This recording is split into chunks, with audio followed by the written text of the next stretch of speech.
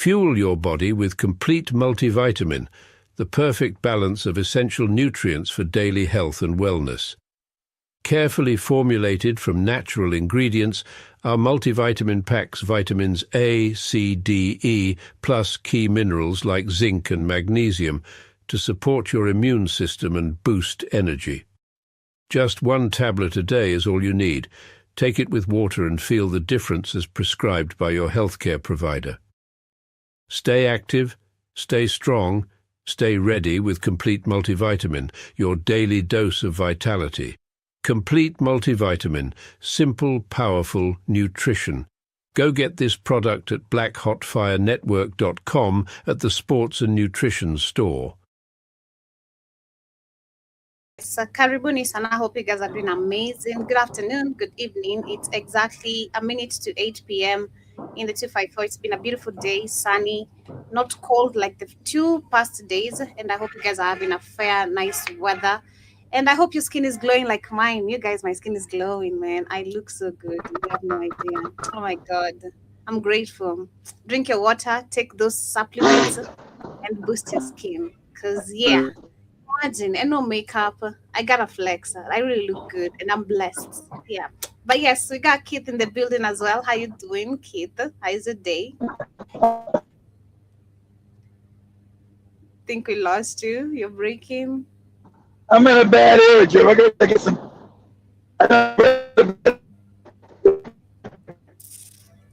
Oh, okay. Yeah, but karibuni sana family. Can you hear me out? I'm in a bad area. I can hear you, but in beats, you're breaking. I can hear you, but in beats, you are breaking. But yes, karibuni sana family. Of course, being on a Wednesday, you know, we do share amazing historical moments, events that have took place, happened, affected, motivated people's lives, and especially the Black American community, to be specific. So today we're gonna be looking at we'll be looking, of course, at so many videos. You guys, if you've been following up the shows and being keen on the programs, we've shown so many videos that are educative and positive in different ways, talking from food to civil rights movement to voting rights to so many things, literally, and the Black culture in general. So today we're going to be looking at one interesting video as well. We're going to be looking at the money skills, some of the money skills that African American families passed down generations. So we're going to be looking at, of course, generally, this is, I'd say, concerning the Black wealth, and see how Black people were thriving back then when left alone. You know, how Black people also would thrive if left alone. This week, we talked about so many interesting conversations, especially the Monday conversation. It was so good. And learning and looking at so many differences in currency, how much you could buy, how much, let's say like $1,000 or $100, what it was worth in the 70s. And then when you look at it today, how it is actually nothing. So let's look at that as we understand a few things related to that conversation that we had on Monday.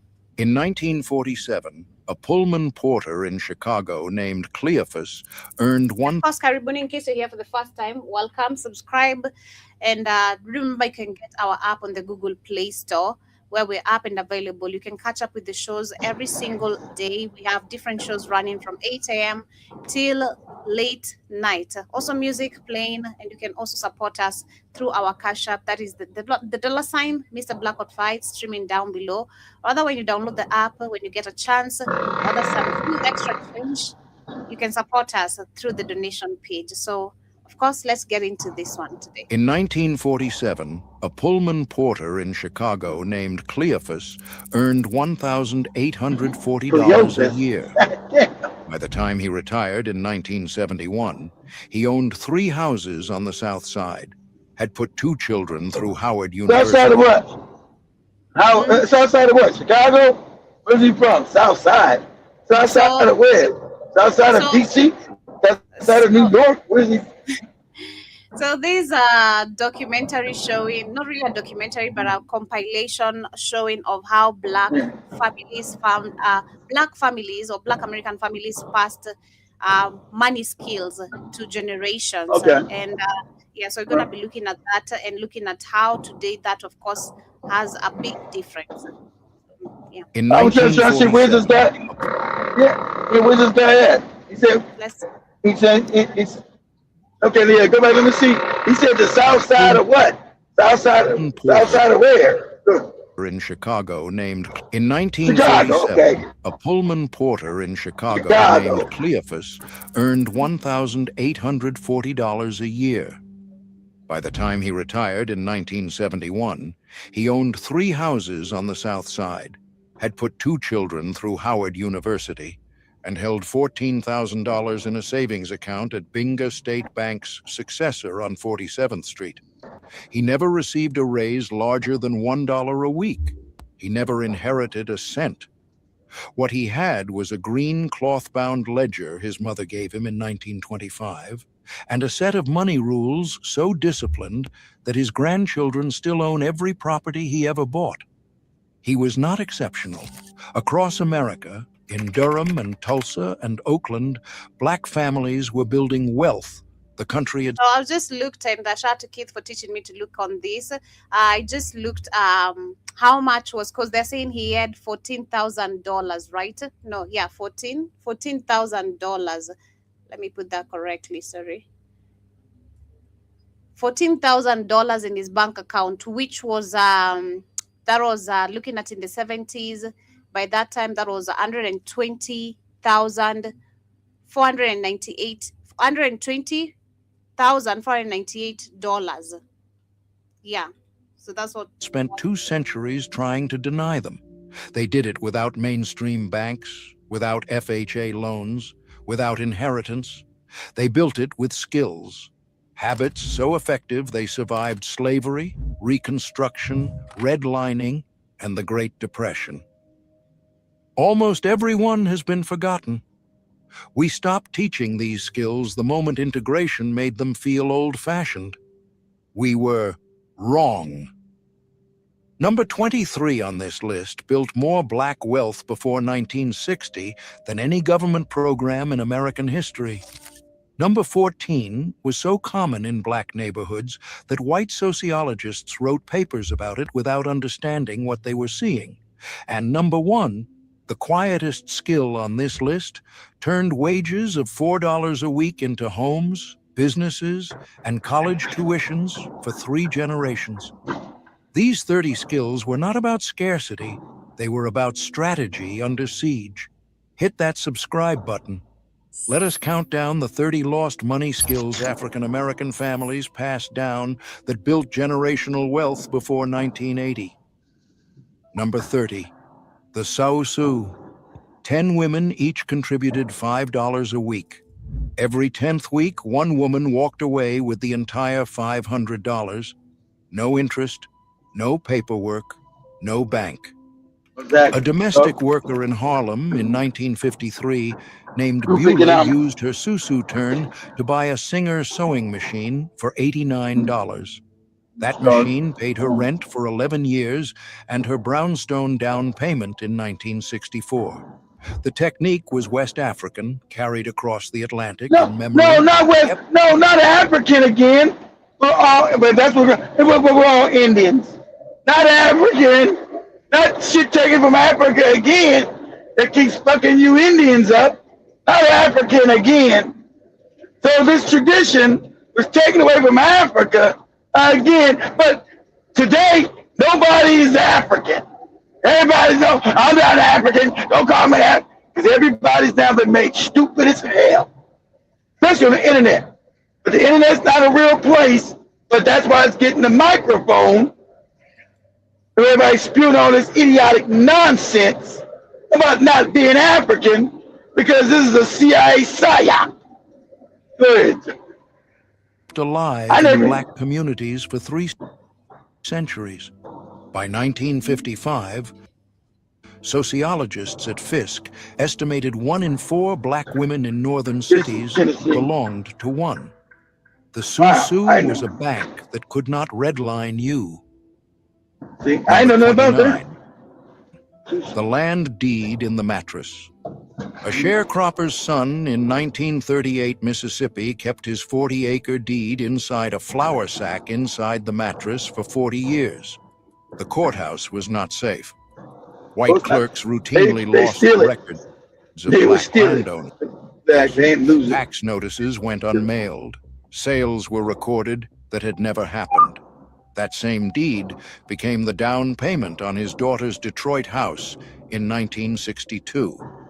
Black land ownership in America peaked at 16 million acres in 1910. By 1997, it had dropped to less than 2 million. The families who kept theirs knew exactly where the deed was. The mattress was not paranoia. It was institutional memory. Number 28, the beauty shop lending circle. A beautician in Baltimore in 1956 named Miss Pearl kept a coffee can on her shelf. Every Friday, customers dropped $1 in. When someone needed $30, Miss Pearl pulled it from the can. No interest. See, we got to go back to we got to go back to these damn traditions to survive, for survival. See, he told that integration shit. The South Africans, we loved apartheid. We were better under apartheid. We were more of a community. South Africans did because they didn't never build shit. But us, apartheid helped us. Being separated from these fucking evil bastards, that helped us. And we helped each other because it's about community. Because we couldn't go to no banks. Because we were African, we were black. We couldn't get no financial help. We couldn't get no loans. So we had to help each other. Go ahead, Joe. Miss Pearl lent on character, not paperwork. Her default rate across 19 years was under 2%. The Negro Business League in 1949 estimated more informal credit moved through black salons monthly than through black-owned savings institutions. The beauty shop was a community bank. It was family, community, family. Teller window. Number 27, buying property in cash. A janitor in Cleveland in 1959 named Roosevelt saved $12 a week for 11 years and bought a duplex for $4,200 in cash. No mortgage, no bank approval, no discriminatory appraisal. That's right. Between 1934 and 1968, federal housing policy explicitly excluded black people. Lending. That's right. You niggas. No to you niggas. Getting some loans for a house. Did you look in the mirror before you came in? Yeah, I did. Our house got mirrors. That's right, nigga. Get out. No loan for you. To a bank for a home loan was almost guaranteed denial. That's right, no. A black man walking into closing with cash could not be refused. Roosevelt's duplex stayed in his family for 60 years. The deed was the receipt. The receipt was the freedom. And that's why, Roosevelt, that's why you got built. And black people, when we start building, you got to put things in trust. Because your goofy kids and your goofy grandkids, you don't have control. They'll be fucked up and they'll sell out the empire that you built because they sorry. You make sure they can't get ownership. They can get money from it, but they can never own it. Everything I said, none of my kids will own none of it. None of it. Nothing I build my kids will ever own. It'll be in a trust. They'll never get ownership, be able to tear shit up. You'll get one fucked up grandkid that'll fuck your whole everything you built. I want these new. I want a Rolls Royce. I want a BMW. Now fuck all that, moron. Burial Society, a penny a week. That was the dues at Mount Olive Baptist's Burial Society in Birmingham in 1934. A penny, when a member died, the society covered the funeral, and the headstone. Awesome. No white insurance company would write a policy on a black sharecropper. The churches stepped in. Imagine, and these churches don't do shit today. The black church in America is a disgrace and abomination. It don't do shit. but have fat bastards preach bullshit and collect money where they run around in Cadillacs and goddamn Rolls Royces. The church don't do shit, don't build shit, don't pay for shit, don't contribute to shit.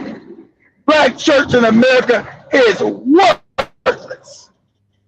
Go ahead, Joe.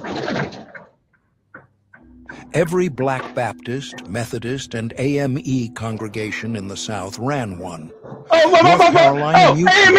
Hey, how did we get an AME church? You guys know what that means. How we get an AME church? You know what? African what? Spell it out for me, Rick. African. Huh? There's a bunch of AME churches around this country. I'm breaking up. I can hear you now. We know the first letter stands for African. Everybody, AME, African what? Come on. You know they went this way back in the 1700s. See, you must be forgetting that everything shows that somebody came from Africa because that church all over the country is called AME what? And what's the first word in AME? African what? I'll wait. Go ahead, Joby. African Methodist Exactly. African Methodist. Exactly. And that didn't start yesterday. That was started way back when we was in slavery. Yeah. How about that? Yeah. AME churches all over this country. It ain't called Indian. It called IME. You mean they didn't know they wasn't African way back then when they made these groupie churches? See, that's what I told you morons on this internet. You don't know no history. You're stupid. Your imbecility exposes you niggas. Because you don't know your own history and your own tradition. If I ask half you morons, what does AME stand for? I don't know. Is that American Moonshine? Founded in 1898, began as an expansion of exactly this idea, the penny-a-week dues that built a black insurance industry. A burial society was not morbid. It was infrastructure. Number 25, reading the Pittsburgh Courier. A subscription cost $5 a year. The paper carried black-owned bank listings, black real estate brokers, and editorials urging black readers to circulate their dollars within black-owned enterprises. A Pullman porter in 1952 who read the Courier on every run knew which black bank to deposit in when he reached Chicago, which black hotel to stay in when he reached Pittsburgh, which black doctor to recommend in St. Louis. The black press in 1950 reached 4 million readers weekly, treating black economic life as a serious subject when no one else would. The newspaper was the financial advisor. Number 24, the cash envelope behind the picture frame.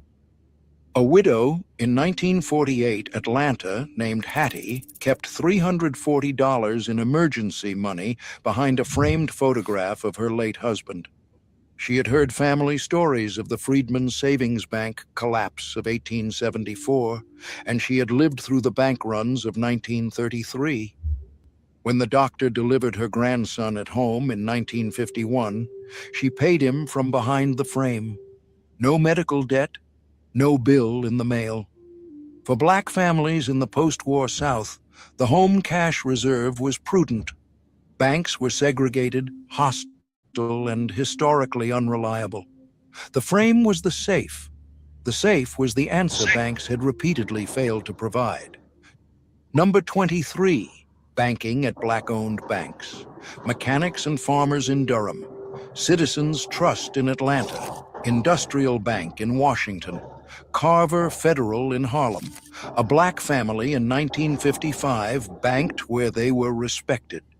Maggie Lena Walker founded St. Luke Penny Savings in Richmond in 1903, becoming the first woman of any race to charter a bank in the U.S. By 1924, her bank held nearly $5 million in deposits and had financed over 600 black-owned homes. A dollar in a black-owned bank circulated through the black community an average of 9 times before leaving. Every deposit was an act of community defense. We lost Number all this. 22, the Thank garden you, that MLK. replaced the grocery store. Thank you, MLK. Thank you, MLK. We lost all this. But MLK was just a puppet. You know, we lost all this.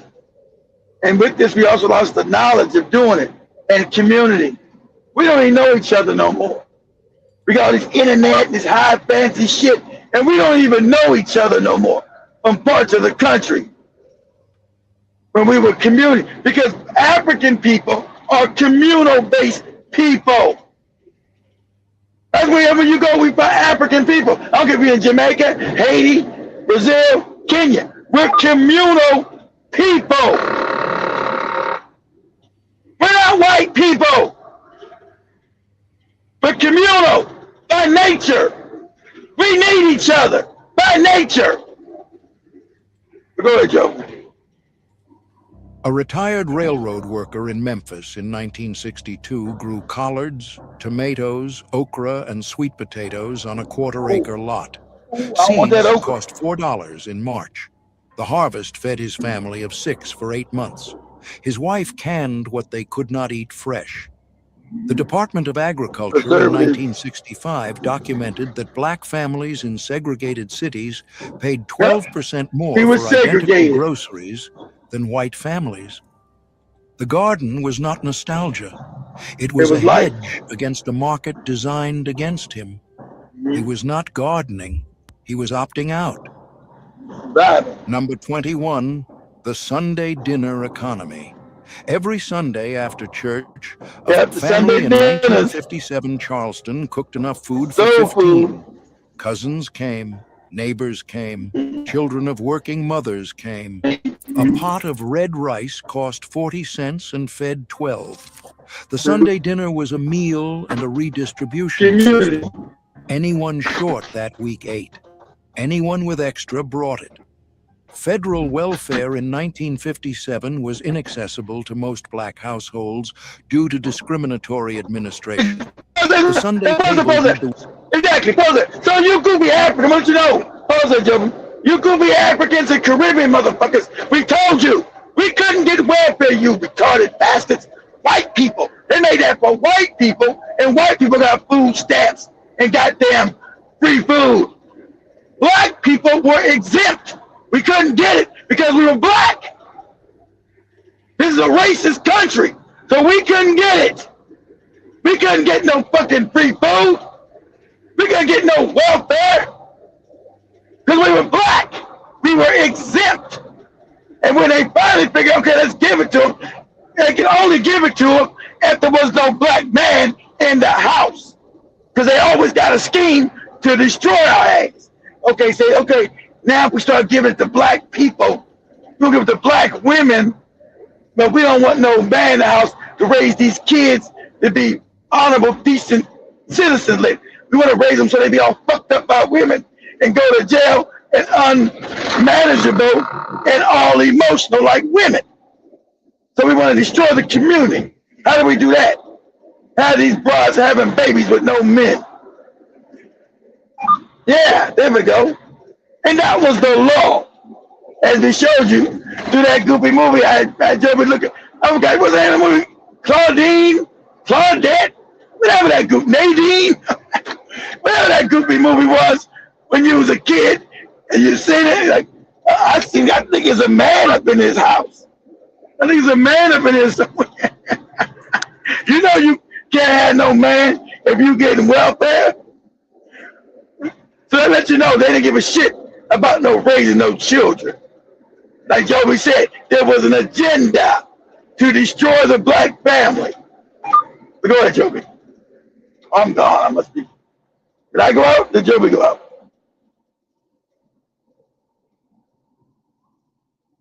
Can you guys hear me? I'm in a bad area. I'm in northern Louisiana. Can you guys hear me? Or the Joe? Did I go out? Did Joe go out?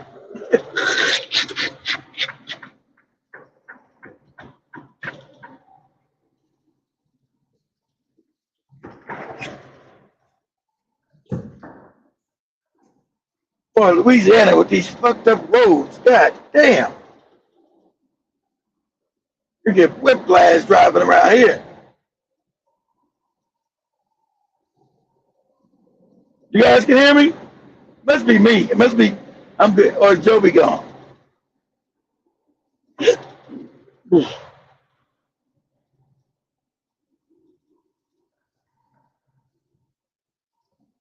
That's the power went out over there. Give her a minute. I'm gonna say something. Well, that's dumb. I want to say something. Since we're going to talk about something. Now, all these FBA morons are all upset, right, about what Ryan Coogler did in casting this African as the new Black Panther, right? I never even looked at the second one. I thought the shit was boring, right? And remember the first one, we had Black Americans being the Black Panther, who's supposed to be an African figure. Black Panther's supposed to be African, right? But we had Chadwick, and we had Michael B. Jordan. We had a mixed cast. We had Africans and Black Americans. You had Angela Bassett playing the mother. You had Angela Bassett. You had Forrest Whitaker. But you had Lapita, whatever her last name is. She's African, but you had a mixed African and American cast. So who cares? But these morons are actually getting outraged about some shit you can't even get outraged about. Just to be outraged, to be outraged. Online. It's absolutely fucking retarded. Black man is supposed to be an African. You're Indian. So why do you upset?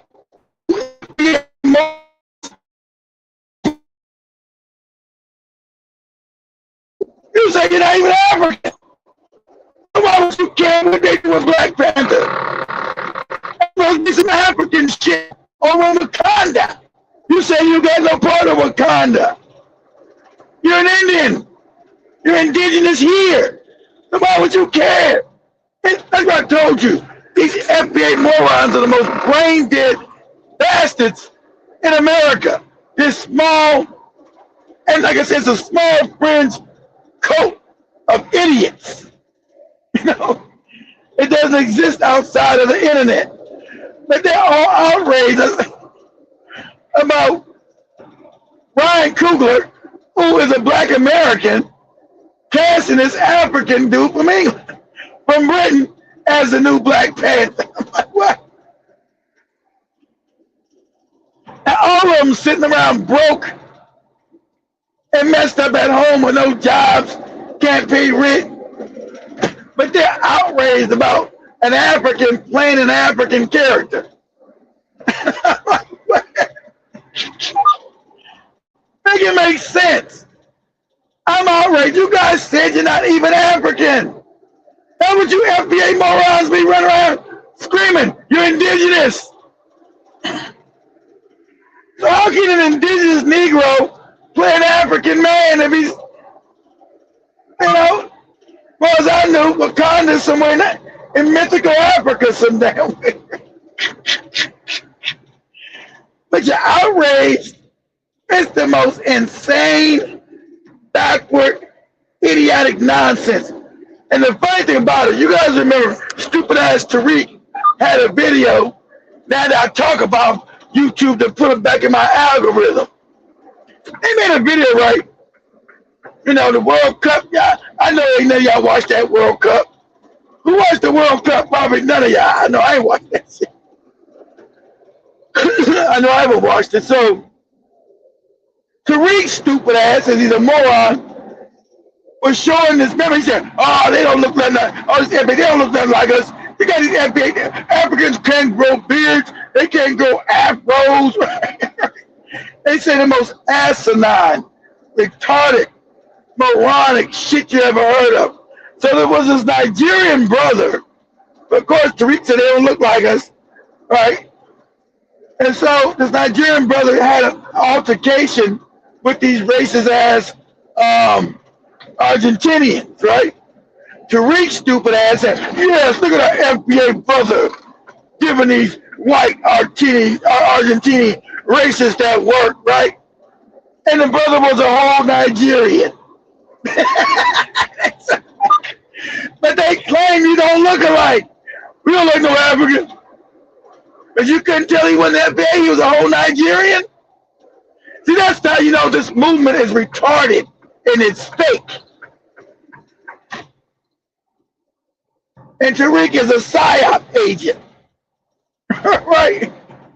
Because every one of these morons making videos, instead of finding out whether the guy was Black American or African, they all just ran with Tariq's narrative, thinking that this brother was a Black American when he was a whole Nigerian, right?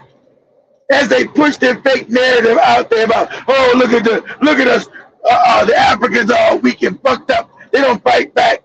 And look at us out there. Look at this FBA brother. And he was a whole Nigerian.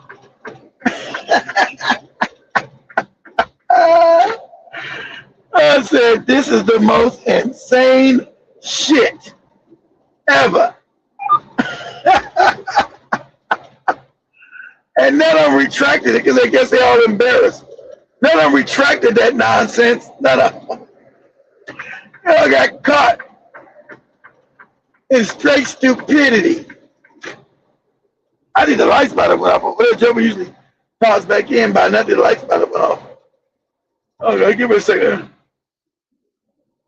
We have the cameras off over there.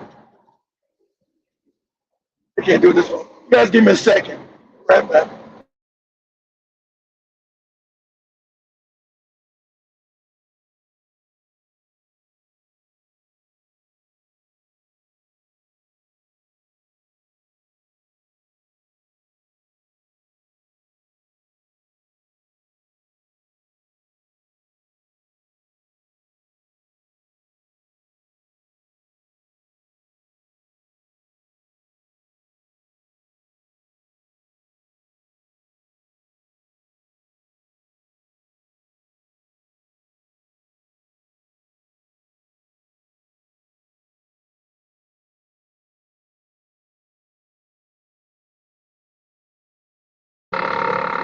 All right, I'm back in the middle of the game. But yeah, the power went off over there.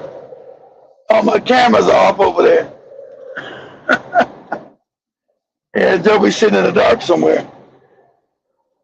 Yeah, all the power went out every place over there. All my cameras are off on my phone. There must be a massive power outage over there somewhere. But like I said, this whole thing is insanity. When they crying about this British guy that a Black American chose. As far as I remember, Ryan Coogler,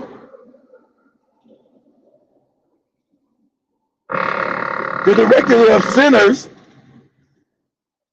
and the director of the original first Black Panther, is a Black American. Right? Now, I can understand what Drewski was saying, that we don't want all these British guys playing Black Americans. I do agree with that they don't have our same swag, our same soul in interacting our historical figures. But a cartoon character that's supposed to be African, I don't give a shit about. I don't want no African playing bass reeds, playing like that African British guy playing Fred Hampton. I thought he was absolute garbage. What was that called? Something in the Black Messiah. He was absolute garbage. I thought he was terrible. because there's something about us that we are attached to our own history. So I don't agree with them bringing British actors or African British actors to play us in biopics. I think biopics of Black Americans should be played by Black Americans. A cartoon character from a comic book who's supposed to be from Africa, played by an African, I really don't go crazy about. I'm not too up in arms about that. So I'm not go crazy about that. But historical figures, like when they put that goopy broad playing Harriet Tubman, they can't never bring the essence because they don't understand the struggle, because that's our personal history. And that's why that movie flopped. You know, we're not around playing British Black folks or African people history. So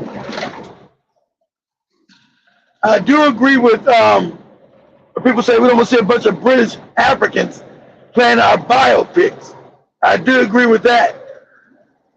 You know, we should be allowed to play our own historical figures. You know, but as far as a cartoon character, I could give a shit. Try to read you guys' comments if I can.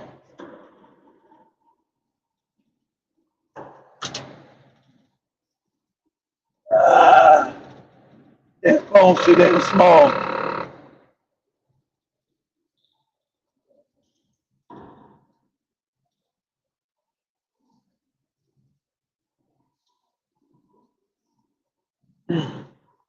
Let's see what else is going on. Okay. The Iran war is kicking back into gear, it seems. You had usual suspects at evil ass Lindsey Graham's funeral, like they were kissing the ring of Netanyahu. That moronic ass Marco Rubio and Hexep, you know, this is the League of Morons. Not the League of Justice. This is the League of Morons.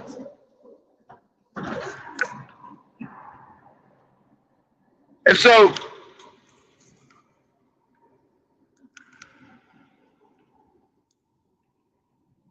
they're saying that Netanyahu talked Trump into staying his way. He ain't talking him into doing nothing. Trump is a puppet, controlled by the Israel lobby and the banks, which are also the same cats with these hats. So, but it's not going to end well. It's going to hurt us all if they continue this war, because we're running low on oil.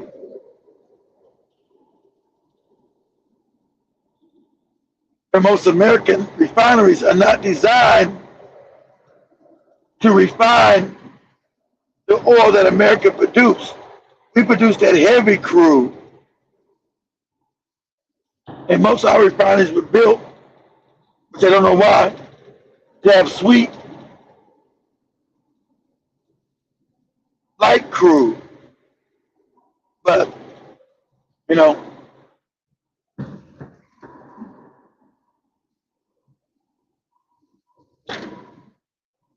and our strategic oil reserves are now running low, almost empty. I'm gonna try to stop in the next 30 minutes. I can read you guys' comments. I guess it's too damn small on my phone. And so, you know, so Israel wants to destroy Iran so they can still work on their land stealing, their land grab stealing, and create something called the Greater Israel. But they keep saying, oh, we're not killing people, we're not doing nothing, we're fighting terrorists. And we know the terrorists are funded by the Western states, America and Europe. And shout out to the brothers over there in the Sahel region of Africa, calling that out. Hey, Niger, doing his interview, Gianni said the truth. He said the quiet part out loud. Another really good interview where he said, "This is not about any terrorists. It's about white people wanting to control black people and wiping our ass out to be able to steal our shit." You know, actually honest. It ain't about no terrorists. He said they're the ones funding terrorists. The Europeans and Americans fund these terrorists. I talk about they're fighting terrorism. They're the ones funding them so they can keep us impoverished and keep supporting their civilizations at bargain basement prices. So he's talking about they want to steal their shit, keep them impoverished, and keep the system the same. Now, you've never heard any of these African puppets talk like this. The first time last week you heard Eva Touré do his speech, Eva Touré here, Gianni actually telling the truth about the Europeans being the damn terrorists and funding these terrorists. Because it ain't about no terrorism. It's about them being able to steal land and steal resources. That's what this is about. Fake Al Qaeda, the ISIS, Al Nusra, Boko Haram, Al Shabaab. Said too many goofy Islamic terrorists to name. They're a subsidiary of a subsidiary. Every time I turn around, it's a new subsidiary jumping off. Oh, this. But they're funded by the same people. Have you know, they're supposed to be terrorists and they're supposed to be Islamic. Why don't they ever turn around and go fight Israel? You ever notice? None of them go fight Israel. None of them. ISIS right there never invaded Israel. Al Qaeda never invaded Israel. Al Shabaab never invaded Israel. And all the other goofy name of these fake terrorist organizations. They never find Israel on the map. Isn't that amazing? They fight other Arab countries, supposedly. And then the land gets stolen. Right? It ends back up in these Jewish bankers' hands. Isn't that amazing? That they're supposed to be doing jihad, but it never goes against Israel. We're not Muslims. Jihad was supposed to be, go fight the people that are non-Muslim. This scam can't hold up too much longer. Everybody knows it's the European powers that's doing it.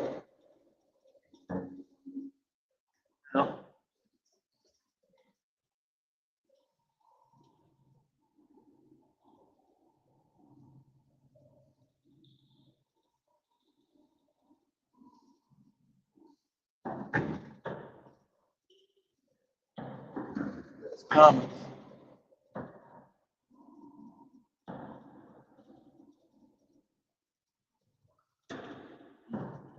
If I lose you guys stay there. I'm going through northern Louisiana. The internet is horrible. So if I lose you, I'll come back. I'll come back in because they might kick me out.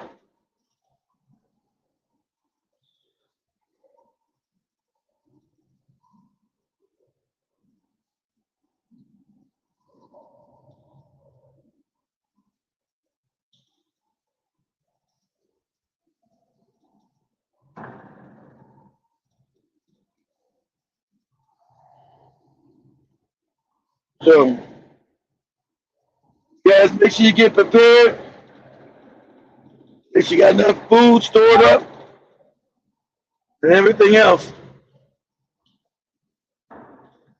Because we might get to go to a fuel crisis with this moron and this moron in chief in office.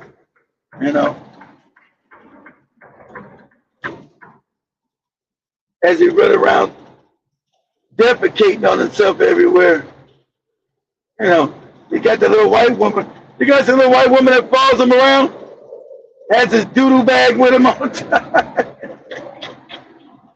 has his big ass bundle of Depends. That shit is hilarious. Follows him around, got to wipe his ass every day.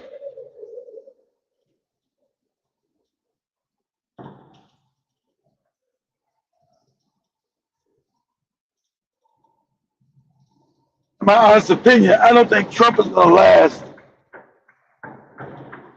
the next 2 years. I think he's going to be taking a dirt nap. Probably within the next 2 years, I think Trump is going to take the dirt. He's going to be taking the dirt nap. To be honest with you.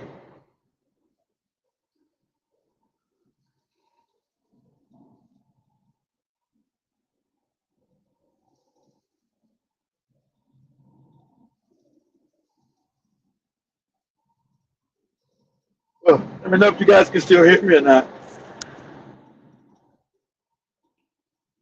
I'm looking at the bars on my phone.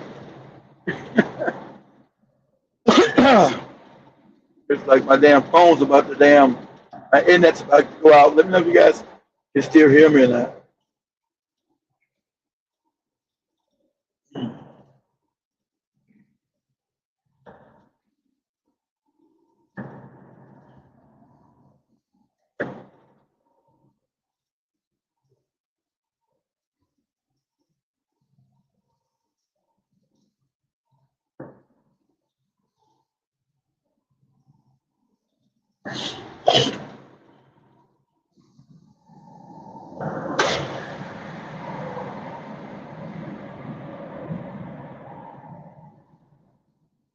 You guys hear me?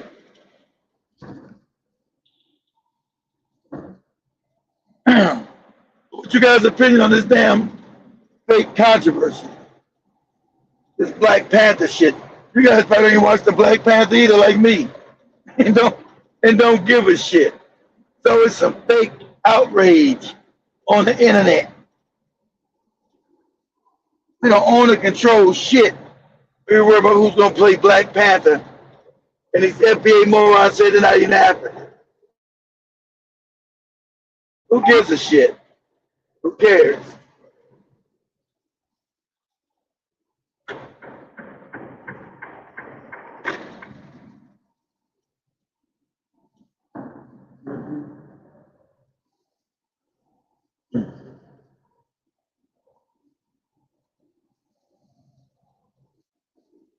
Got them. Something else I want to talk to you guys about.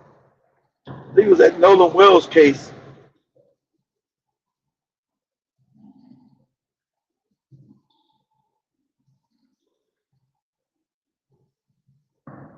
As if anything's going to transpire with that case. As far as that young man getting any justice or not.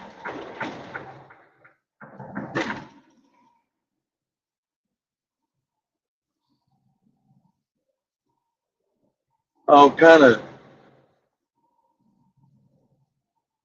fishy shit going on concerning this young man's death. I said that can't be explained. The lacerations to the back of his head, half his neck missing. You know, the audio.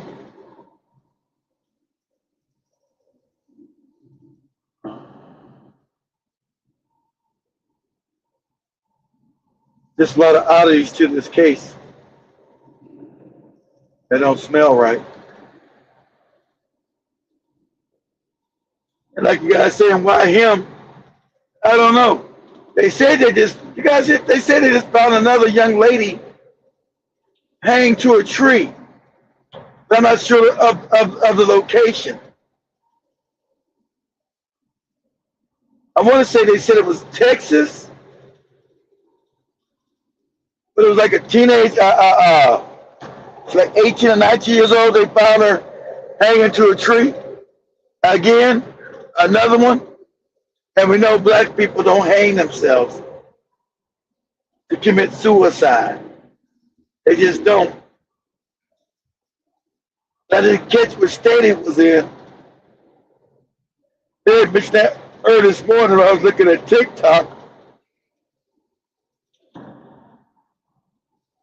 And it came down my For You page of another young lady being hung.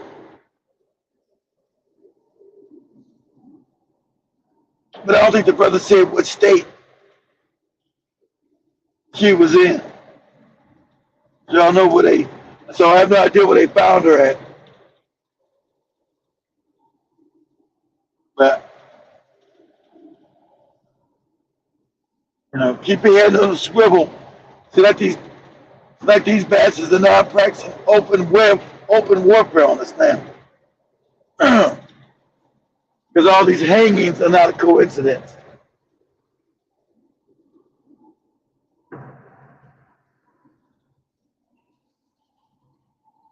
And also bodies being dismembered. I think they shot somebody. You guys hear about the shooting somebody in a young brother in Madison, Wisconsin? I think I heard that a few days ago too.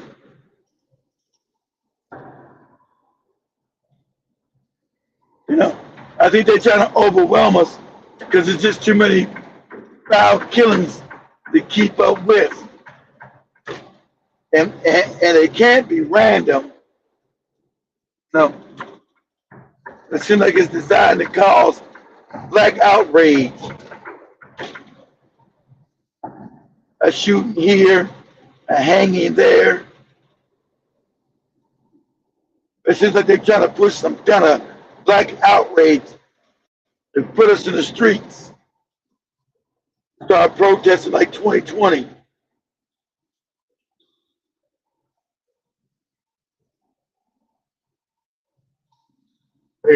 Babies getting shot in the head, girls getting hung. It's like it's a constant conveyor belt of unprovoked misery being put upon us to wait for us to give a response.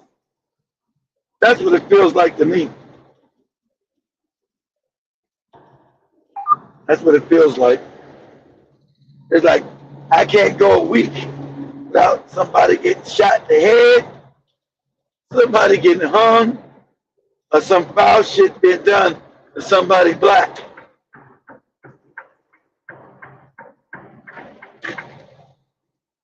It seems like it's done to cause some kind of anger in us.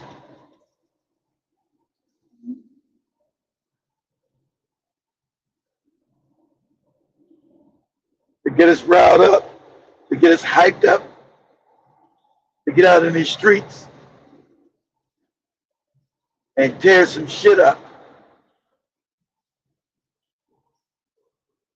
Because all these damn hangings, shootings, they just don't feel natural. Not to me, they don't. I feel like a natural situation.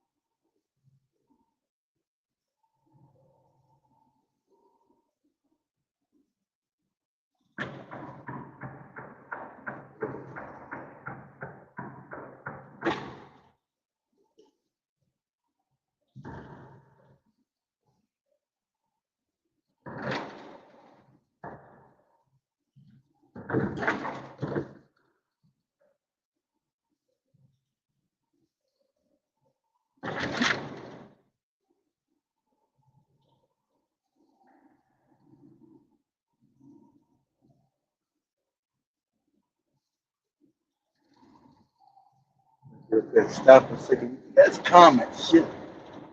Damn, comments be so damn small on the phone.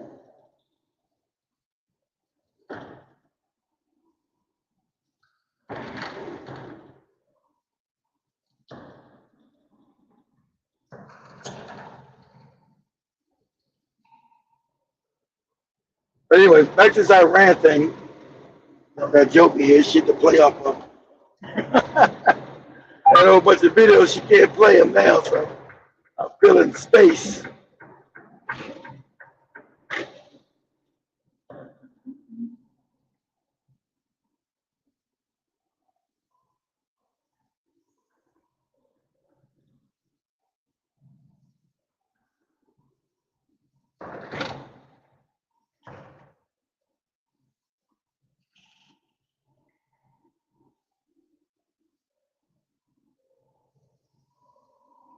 So I'm not exactly sure where this moron in chief is going to go.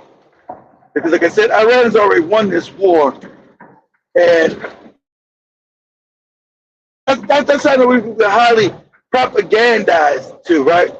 I was talking to some guys yesterday, right after the show, and they were talking the same talking point you see on Fox and CNN. Oh man, we got to get the job done. We go bomb these people. Bomb what people? The hell are you talking about? And of course, they were white guys. We ever bomb these people, put it into it. It's been years since since we didn't do what we're supposed to do. Years. I said, listen here, morons, you do understand that we overthrew their country back in the early 50s, right? You do understand that. And with them having a revolution back in 79, that was them taking the power of their own country back and controlling their own resources. That doesn't make them a terrorist country. They're fighting a revolution against the cats with the hats who want to steal their resources and put their resources on the fake banking scam, who they've been trying to topple for the last 47 years. They're like, what? Is that true? What the fuck you mean, is it true? Yeah, it's true. I said, this is another war of aggression. Who was Iran invaded? Who was Iran trying to overthrow? Nobody. So you've been highly propagandized. They keep telling you Iran's the enemy. Iran sponsored terrorists. Iran ain't got no money to sponsor no terrorists. That's the West. That's the collective West. America, CIA, England, MI6, Israel, Mossad. That's them causing all this confusion over there. So they can break up a country and steal its resources. Same thing they did with just Libya. We think about Libya. Libya's supposed to be a terrorist group. Oh, Libya, Gaddafi and all the terrorists. Terrorism. Heard that shit for the last 30 years with Gaddafi. As soon as they bombed and destroyed the country, hauled it out, you don't hear them say a damn thing about Libya no more. It's a failed state. Shit don't work. All the oil, what benefits what? The empire. Goes back to them same Rothschild banks.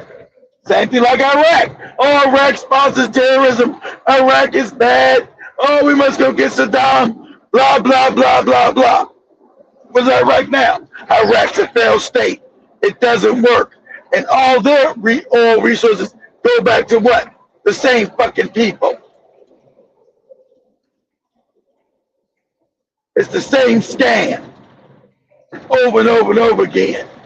They don't even switch up the scam. They got Americans so indoctrinated with propagandist ass bullshit, they don't even change the scam up. Everybody's a terrorist. Gotta go kill them and get the terrorists. They never get the terrorists though. They never get these terrorists. They just get the people's oil and other resources. They never get the terrorists because as they went to go to Iraq to get the terrorists, you got terrorist groups still running around and tell you. Al-Nusra, Al-Shabaab, ISIS, Al-Qaeda. They'll never get the terrorists. They always get people's oil. Right? Venezuela is selling drugs. Have drugs stopped in America? Have the drugs stopped coming to America? Oh, only they want to steal Venezuela's oil.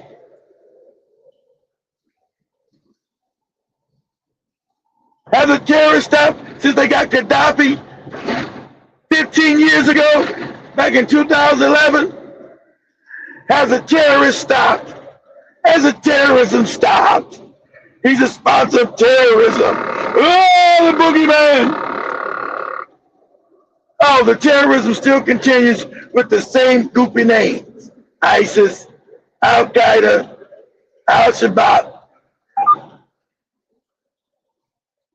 They got Gaddafi, got the country, but never get the goopy terrorists.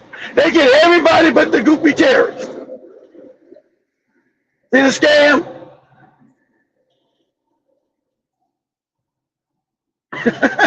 They get everybody but the terrorists. They keep telling you on their controlled fake ass media of propaganda, the terrorist, about the terrorist, terrorist this, terrorist that.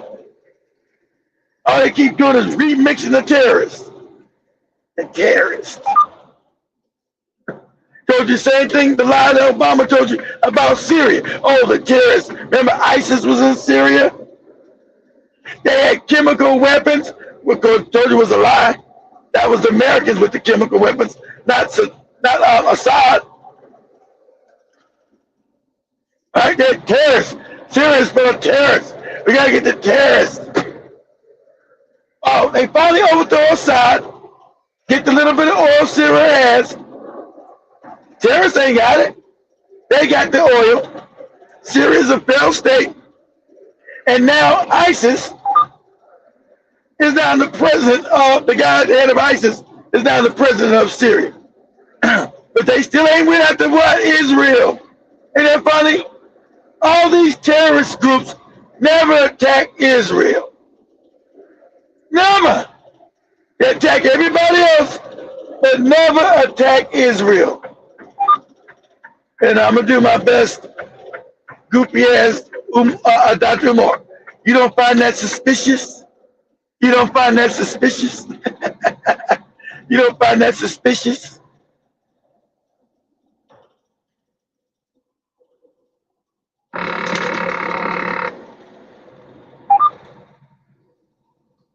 Why they make up these fake boogeymen so they can go run around and invade people's countries and kill a bunch of damn civilians and steal their shit.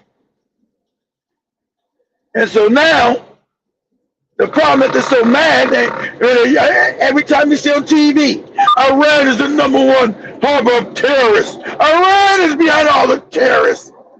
Iran has got nothing to do with ISIS, Al-Nusra, Al-Qaeda, none of them.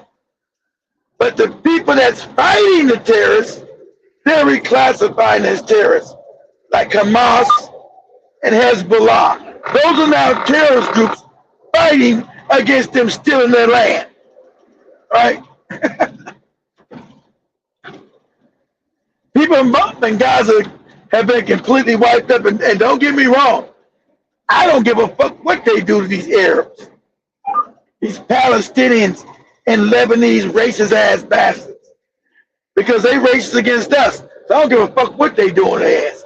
I'm just pointing out the con game they use to steal people's lands, break them up, and steal their resources, and make them failed states for Israel, so Israel can have a hegemony over that part of the world and create the Greater Israel Project. That's all this is about. Create failed states so Israel can steal more land and create the Greater Israel bullshit. But they keep screaming this terrorist shit to me and you, when they are the creators of every terrorist group on the planet. And the drugs don't know drugs move without the CIA, the Mossad, and MI6. They can spare me with the cartels. Oh, the Mexican cartels and back in the day, the Colombian cartels, all controlled, created, and run by the CIA.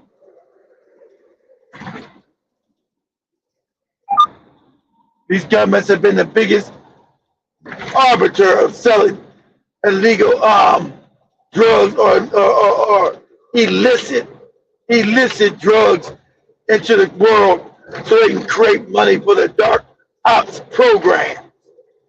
That's money they use. They don't have to clear on the books.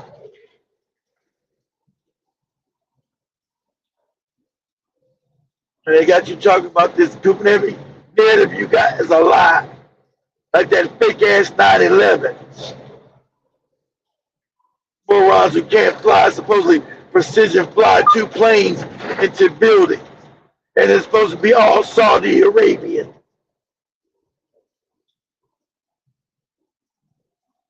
Another goddamn CIA psyop to push this fear now, to push all these draconian laws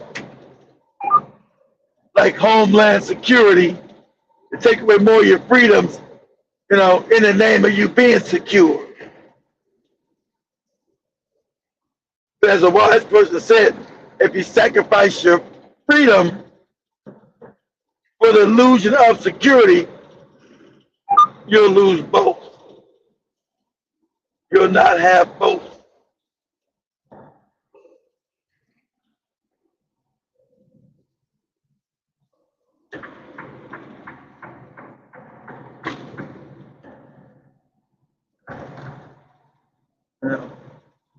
And it's funny, we can't have no health care, but they can always have these wars and fight for shit that they ain't really fighting for.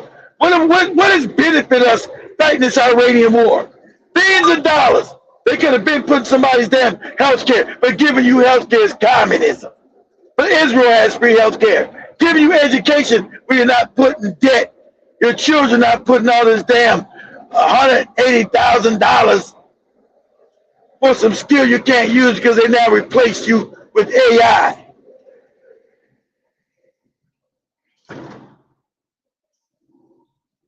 They have money to bomb people, have done nothing to nobody. But, we can't give health care. It's communism. It's socialism. Because remember, the American military is a grift. It's a money laundering scheme. That's where all this money's got to be allocated to build shit that's worthless. Worthless as bombs, worthless as tanks, worthless as weapons that do nothing. And you see it can't even fight a goddamn war because they're getting their ass handed to them by a third world nation. Third world nation is kicking their ass. Because we've been making all kind of obsolete ass weapons that don't even work on the battlefield. So we're giving money, billions of dollars to people to make bullshit. So it's a money laundering racket in the guise of security or securing the American homeland. Nonsense. When Iran ever threatened America? Oh, never. It's always the same scam. Oh, we're going to Iran, we're going to free their people. Same shit they told you with Libya, we're going to free their people. As if any of their people wanted to be freed by your ass. It's the same scam. As they put everybody in poverty and then steal their resources. This is how we free you, by stealing your shit and destroying your infrastructure and make your country non-functional. See how you're free now? Your country's all fucked up. Shit don't work. Lights don't come on. Hospitals blown the hell up. Ain't you free now? All your critical resources come back to the same people that created this fake narrative. It's the most diabolical, evil shit. Diabolical wickedness.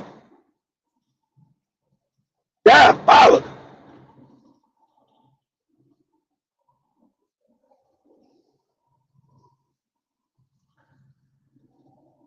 Every one of these wars and nobody's been accountable for, they're all war crimes. Of course, the UN is fake as hell. They was created that fake ass non-functioning institution to begin with. Whoever gets held accountable for these crimes? Oh, nobody. Nobody.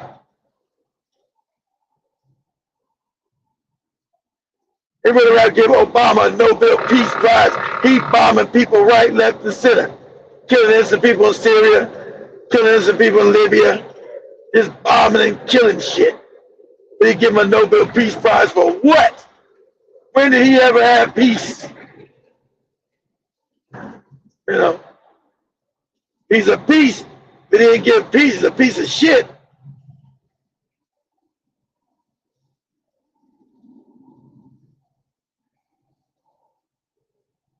You know, all this money's been taken out of infrastructure, no schools, no hospitals, no nothing.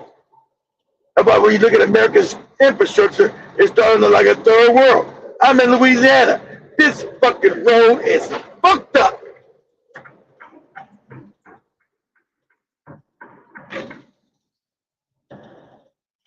I ain't on no back road either. I'm out on I-20 interstate, and this road would give you a headache and a whiplash at the same time. It's so fucked up. There ain't no money been put in the country. Everything's been siphoned off, given to the oligarchy, so they can keep running their goddamn scam of building fucking fucked up weapons that don't work. They keep talking about because a dumbass white American, he's so scared of every damn thing. We gotta have $1.5 trillion budget now. For what? To give more shit to these rich people to make fucked up equipment and fucked up weapons that don't work. See the scam? With them going down to fight Iran, the scam has been exposed. And also, like I told you, America has been exposed as the paper tiger it is. So people have lost their fear. I said, okay, you can beat America if you just build a good drone system, a few hypersonic missiles. You know, you can get these savages off your back. You can get these wicked ass savages off your back. The idea them come, and so Trump didn't get the memo. He's the last president get to talk this, you know, he's bombastic. You know, he's a bombastic moron. You know, that's a narcissist and believes in white supremacy and white power. That's why he talks crazy. I'm gonna bomb you bastards back in the Stone Age, and you motherfuckers better do what I tell you to do, or it's gonna be the end of your ass. Just talking crazy. But Iran had enough fortitude to take its time to build the weapons, to develop an actual strategy to fight these wicked ass evil motherfuckers. And that's what's got them all fucked up. Even the fake liberals. See, because this is a threat to white power everywhere. That's why it has all fucked up. Even though they'll say, oh, them killing innocent kids is bad, them doing bad. But at the end of the day, they still want them to destroy Iran, whether they be conservative or liberal, because they know this puts a wrap on their white power. All white people understand this, what's going on. That this is the biggest L that white supremacy has taken in the last 500 years, where they've been defeated, and there's no doubt. There's no ambiguity. You can say Vietnam can be ambiguous. We didn't stay long enough. You can say Iraq, they could win, but they couldn't win the peace. Same thing Afghanistan. They blew up some shit. They couldn't win the peace, but they still won. Because Afghanistan never really beat them in a conflict, toe-to-toe war. Well, Iraq, the same thing. They came in, throw Saddam out, you know, put their puppets in there, steal their oil. Just like Libya, they say, yeah, we still stole their resources. We probably got complete control of the country, but we got their resources, and that's all that counts. The country's all in disarray, you know, all in dismay, all fractured. But this war is clear that they've been knocked in the motherfucking jaw. There's no ambiguity to it. It's not ambiguous at all. Iran has whipped that ass. And see, in the back of every damn white person's mind, whether they be, don't ever get caught up with that liberal and conservative shit. At the end of the day, they're all savages. They all want the world as they stole it. They don't want no change. They don't believe they want change of their power and their position in it. They don't want no change in their position. and their power to control the outcome of other people's lives. They don't want to come down off that white supremacist pedestal. And they've been able to do that through what? Through violence, through force. And so now that they get knocked in the mouth, and there's nothing they can do to stop it, is recalibrating the brain and having breakdown. And that's the white liberal and the white conservative. Because if this is allowed to stand as is, this corrodes white power, white dominance. And it starts to have other people say, hey, we ain't got to be scared of these white people. We ain't got to be scared to fight these motherfuckers on the battlefield. See, like I said, it was better Trump didn't do nothing to have the illusion of invincibility. It's better to have the illusion of invincibility because people still think that you're a power. Oh, man, I don't want to try America. Ain't no telling what they do. They crazy. Got his weapons. But see, now, Trump and these morons removed all doubt of their invincibility. They removed all doubt of their invincibility. And this is now a danger to white power. Because quiet is kept. It's not just America. England's on the downward slope. I'm talking about white hegemony globally. So white people work as a team. So let me talk about the team that's all fucked up. Okay? We're going to talk about the team that's all fucked up. That went out, colonized the world, savaged it, enslaved it, stole millions of dollars, put themselves at the top of the pyramid. And that pyramid is starting to crumble. That's France, all fucked up. Germany, all fucked up. Spain, all fucked up. Portugal, all fucked up. Italy, all fucked up. Austria, all fucked up. Switzerland, all fucked up. Sweden, all fucked up. Norway, all fucked up. Finland, all fucked up. Australia, all fucked up. New Zealand, all fucked up. Now, I'm only putting the Western, well, not the East. The Eastern Europeans are already all fucked up. They've been poor. So I'm not putting the Eastern Europeans. They're racist, but they don't got no power. So I ain't got to mention Hungary, Estonia, Latvia, Bulgaria, Romania. So I should have to mention them fucked up white people to you. They ain't never had no power anyway. So, okay. So I should have to name all Eastern Europeans. They already been fucked up. I'm naming the white people who left Europe with the power, right? And who's been on the top of this pyramid scheme. And so what they see, their fear that they're seeing in real time is that they can't project power on what they consider a lesser people, even though we don't consider Iranians right now brown. They do. We know those are the same white people as they are, but they see them as brown because ancient Persia was black. It was a black civilization. So they still see these people as brown.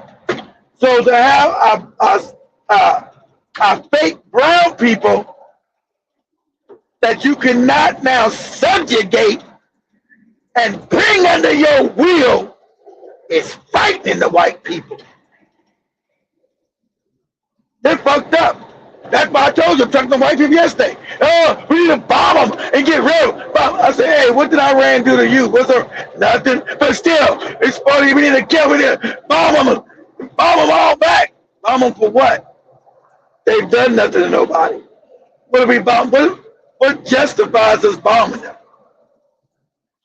But see, in the back of their mind, I know we already understood the fear.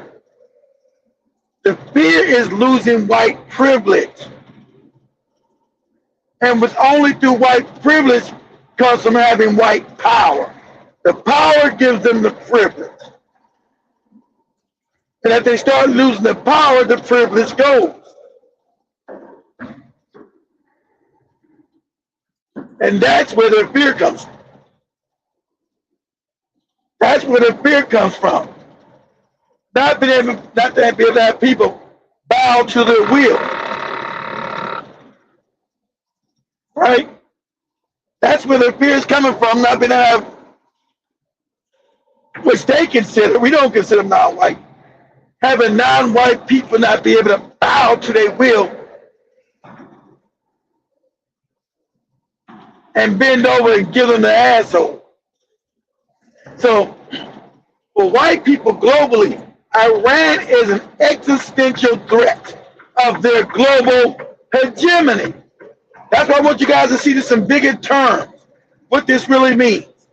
This is a threat to their privilege, because their privilege was based on their savagery to get other people through their power, through their force, to steal their shit and do whatever they told them to do. Remember, the white world leads Europe impoverished 500 years ago. And they've been robbing and killing ever since, at will. But really nobody actually stopped them.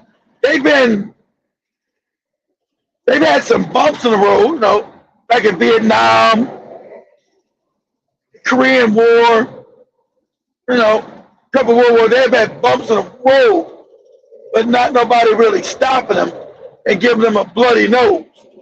And so what Iran see, what we see is something to understand the white mind, guys. The white mind has had privilege of power on this planet for 500 years.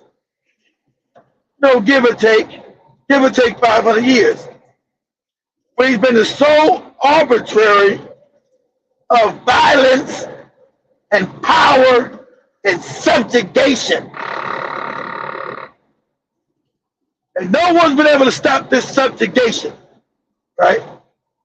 Whether it was Germany, white people, whether it was England, or what you call Britain, white people, whether it was France, white people, whether it was Spain, white people, whether it was Portugal, white people, America, white people.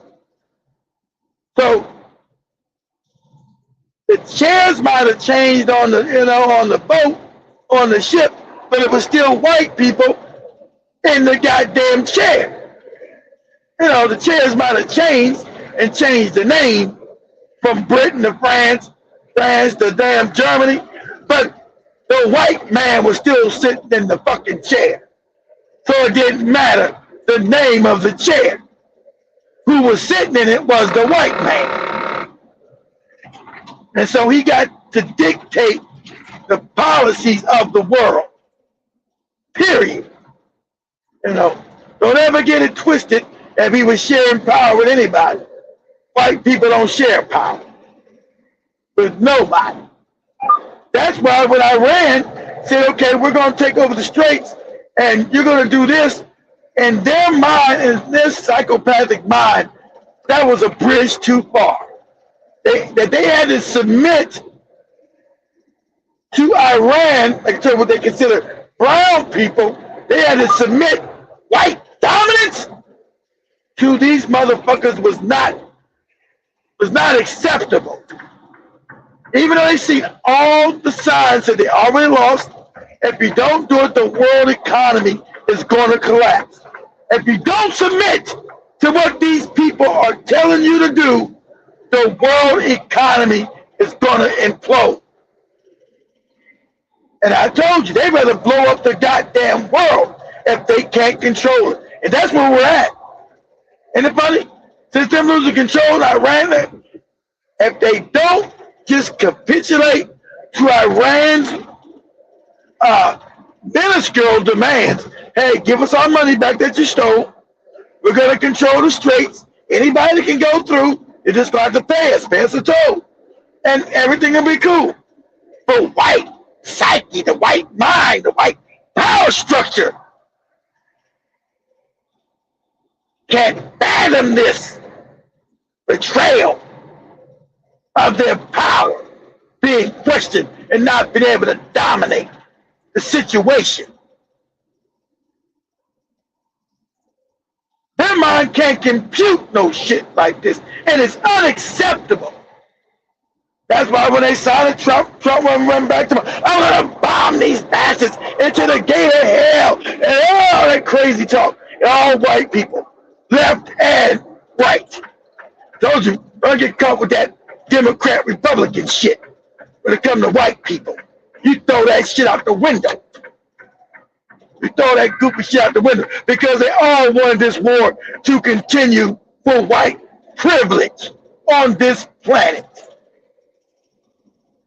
And so Trump went back to bombing, blowing up shit, doing shit. But at the end of the day, what did it change? Absolutely nothing. What did it change? Absolutely nothing. It didn't change anything. You know why? Because he couldn't change anything. It changed absolutely nothing. You know, yes, what could he change? Absolutely nothing, because the bombs that they were dropping, it wasn't doing any real damage. It wasn't opening up the straits and giving straits up our moves back to them, which they wanted. Right? That's what they really wanted. Control of the oil market, control of this flow of oil running in and out of the straits. And now,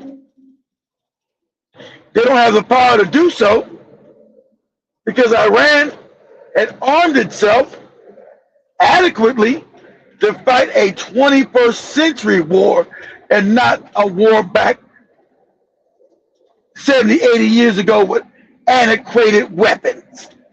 These weapons are outdated, antiquated, coming with your naval vessels. Your naval vessels mean nothing. That's why they can't do tomorrow. I'm going to block. They can't do a real blockade.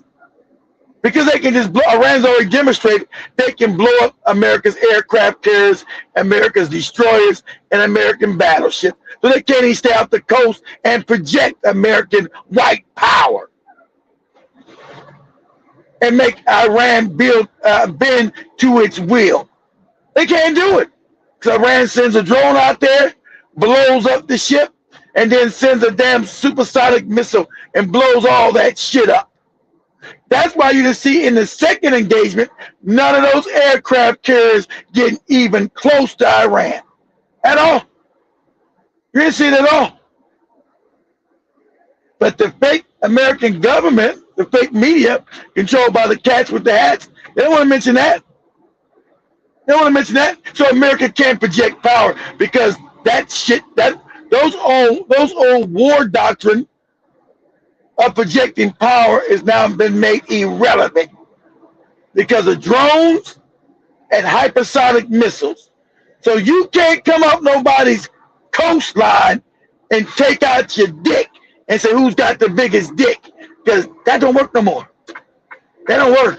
You can't just come out there with your aircraft carriers and all your stuff, say, yeah, we're outside your shore. You know, like American does. That don't work. It says, so what? So what, you off the shore? We'll blow all that shit up. And everybody on it will die. All seamen on it. We'll send that shit to the bottom of the goddamn Gulf. Or bottom of the Indian Ocean. Now what? Now what? That's why you ain't seen no naval. You notice the second time ever since June when the memorandum of understanding was signed and America broke it, you haven't seen no naval action from the Americans? You notice that? You haven't seen no naval action from America? You notice that? Ain't been no aircraft carriers, no destroyers, no battleships, not even close to the coast of Iran. You notice that? Because Iran done made all that ancient, antiquated technology, military technology, obsolete. It's obsolete. And if you guys don't know anything about military bureaucracy, it's going to take them years to adapt. And by that time, American economy is fucked up. See, we're coming to the end of white power. They know this. I want you to extrapolate what I'm teaching you guys here. Extrapolate this out. If you know any kind of organization, how long it takes to change an organization from within, especially a dinosaur like the American military, by the time they change around to fight a 21st century fight, America be already done economically. So they won't be able to even afford to build the military that's needed to project and keep white people on top. This is a wrap for their ass. This is a wrap. And since white people can never stop not being savages and going to war, they'll never take enough time and inflection to say, okay, let's back up. Let's take 30 years to learn what we need to learn and build what we need to build so we can try to stay in power. They can't do that. The savagery won't allow them to do that. You know, the nature of the savage is not going to allow that.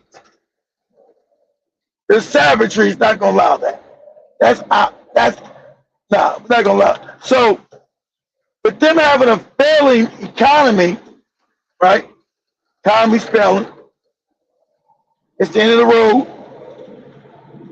Everybody knows it. That's why I just said, even your fake liberals know the writing on the wall. Not the dumbass conservatives, even your stupid ass liberal. That's why they're going crazy.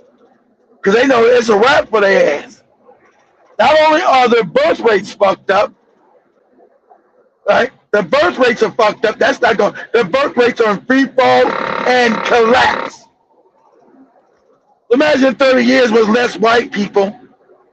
They haven't built a viable military, and economically they're devastated. That's what America's going through. America's about to be devastated economically. And see, and this is the pause that they're having now, right? Because if they don't open up their straits and then capitulate to Iran, see, Iran holds all the cards. Iran said, okay, you want to talk to us? Because Trump has went back over and over again trying to get talks again after talking all crazy to his white media. And all these goofy motherfuckers in America. I want to kill you. I didn't want a deal. They want to make a deal. They don't want to make no deal. But they made no deal. Iran said no deal. So he's been going back and he's begging to come back to the table. Now Iran said, okay, if you want the table, we already told you what you have to do. See, and white America don't want to look weak. See, these things you're going to have to do. You're going to have to unrelease all billions of dollars that you stolen, that you frozen. And it's not going to your goopy ass farmers, as you were saying. You must release billions of dollars to us. All sanctions must be released. See, now this is Iran dictating power to these white savages, which they never used to. That's why they never, remember, white people have never accepted any treaty or followed any treaty in history, ever. Not even amongst themselves. They've never, ever have followed any treaty that they have signed, ever. They've always went behind, tore the treaty, never done anything in good faith, ever, because you're fucking with savages. And so Iran is saying, hey, okay, you know, you messed up again. Of course, you weren't going to act. You weren't going to act in good faith. You was not going to act in good faith. Then you're going to talk out lies in your fake Jewish media. How we the ones violate the agreement. And anybody with half a brain knows Iran didn't violate the agreement. You did. You started going to the Gulf and saying, F Iran, we're going to still do what we want to do. They told you no, and they bombed your ass. You never released their money. You put them back on sanctions because white people never want to follow any treaty and be responsible for any kind of fair treatment. They want to for them it's always they want to dictate their power, and you do what you're told to do, regardless. Because if they can't make you do it, then that's when the violence comes. But now they're not able to use violence on Iran because it doesn't work. Iran is ready. And the funny thing about it, people are mad at Iran. You guys understand that Iran can destroy Israel right now? Saudi Arabia? I mean, wipe them off the face of the earth. Don't you understand this? It's only because Iran has been too, with their goopy religion, they don't want to practice real religion, that they don't want to do this because they said this is not Shia Islam. We shouldn't wipe out our enemy. That's why they were doing tick for tat. You know, America kept sneaking bombing them, going to kill people. Iran would not raise the threat level. They would use this tick for tat. When you hit us, we hit you back. You hit us, we hit you back. Iran actually has the power right now to wipe out Israel, Saudi Arabia, Qatar, Bahrain, Kuwait, the Emirates, and Oman. They actually have the, and that's what white people are all fucked up in the head. Is what I'm telling you is a fact. They can wipe Israel off the map today. It ain't shit Israel can do about it. Because all that fake Iron Dome and the Davis Sling, none of that shit works. And they're out of defensive missiles anyway. They're out of defensive missiles and they're out of offensive missiles that barely work. See, the American military has been proven as a scam that these goopy, overrated missiles don't work. They're garbage. They don't work. They're absolute garbage. See, I told you better to keep the illusion that you're power and you're a first world power, you're a superpower. That's the illusion. Now you've been exposed as a paper tiger and a third-rate power. You've been exposed now. Everybody sees you. Peekaboo, we see you. And for all your bluster and all your outlandish ass talk, you can't really do shit. You're not really power. It's all garbage. It's all smoke and mirrors. And so that's why Israel backed out and didn't want to fight anymore because they know Iran can wipe their ass out. Now, people telling Iran, hey, stop doing tick for tack and just wipe these motherfuckers out. Now, if Iran wipes them out, the global economy is done. It's wiped out. Because you're getting no more oil coming out of Saudi Arabia. That's the petrodollar already. It's already dying, but that'll be the end of this fake dollar that we use. Right? But it put the whole world into a deep depression. We're talking about Mad Max on steroids. And that's what Iran is trying to stop. They just want to punch America in the nose and say, okay, enough is enough. But if you continue, we're going to wipe you shit up. We're going to wipe you out. And they still haven't come to terms that you got white people say, yeah, we're going to come back in the air and build bases. Iran already told you, you're not building shit else over it ever again. We're never going to allow it. And they're right. There's nothing America can do to stop Iran from fucking up any kind of base they try to rebuild to project any power in that region. Iran, I said, that's a wrap. You got to go.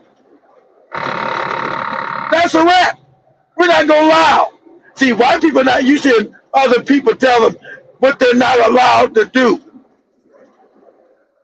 They said, we won't allow you to build another motherfucking base in this area. We're not going to allow it. It ain't shit you can do to stop us. And that's the fact. There ain't nothing America can do to stop Iran, to stop them from building any bases in that region. Nothing they can do. The fake-ass naval power, That's been completely exposed as useless, worthless. And don't think China and Russia are not taking notes, and also the rest of the world. See, because white people have been a savage on this planet of stealing people's shit, claim like they don't know what's going on, stealing people's resources, and act like they don't know what's going on. Oh, we are the best. We don't steal nothing. We ain't stole nothing. That's coming to an end, and they all know it. Next 25 to 30 years are going to be really interesting. Their birth rate's fucked up, so as far as them invade anybody's country, oh, we're going to put boots on the ground in Iran. I'm telling you now, that'll never happen. And if they do, they'll get wiped out. Now, if they get some poor Negroes out there, somebody to fight, they don't got enough people. Now, I want you to stand military doctrine. Military. Okay. To go in any country, to control it and try to take it over, you're going to need at least you want 5 to 10 measures. At least for every 10 people, you want 5 military, 5 to 1, right? You can't even do nothing, even if you got 1 for every 10, right? So that'd be a million man army. You'll get wiped out. We don't even got a million. I'm talking about military, not logistics, because we're talking about the logistics and the supplies just to have a million man army ready to invade. So I want you guys to think about logistics. They got to be fed. They got to have equipment, changes, shoes, socks, which we call logistics, right? To go into a 90 million population country and occupy it, right? If you're talking about occupation, you want to occupy this country, right? A million man army is not big enough. We don't got a million. I'm talking about combat forces, not logistics, not supply. I'm talking about a million men fighting, which we don't have. Done. And if you include NATO with that, right? NATO's another fake country, another fake organization. It's a paper tiger. It's fake. It's phony. Right? It's fake. It's phony. It's another fake. Another fake military organization. Right? It's fake. So let's say even the Europeans wanted to get involved, which they don't. But let's say the Europeans wanted to join the Americans in invading Iran. They'll be wiped out. Remember, their birth rates are all fucked up. You think they don't know about their demography? You think they don't know about their demography? Their birth rates are all fucked up. So let them at least try to put together, let's not get crazy. Let's say they be able to put together a 3 million man army. Now, I'm letting you know they're going to get slaughtered. They're going to get slaughtered because the whole thing is where you're going to, because going across the Persian Gulf, I've already told you that ain't going to work. So you're going to have a landmass to go across. Most likely it'll be Turkey, right? That's the only thing that would work. It makes sense coming from the north. And remember, Iran is mountainous. Iran is a mountainous country. And so you got 3 million strong coming in against 90 million people who are able-bodied and ready to fight your ass. At least 80 million. Old people might be about 10%. Let's say at least 70 million strong that's going to be ready to kill your ass, right? Okay? You understand that?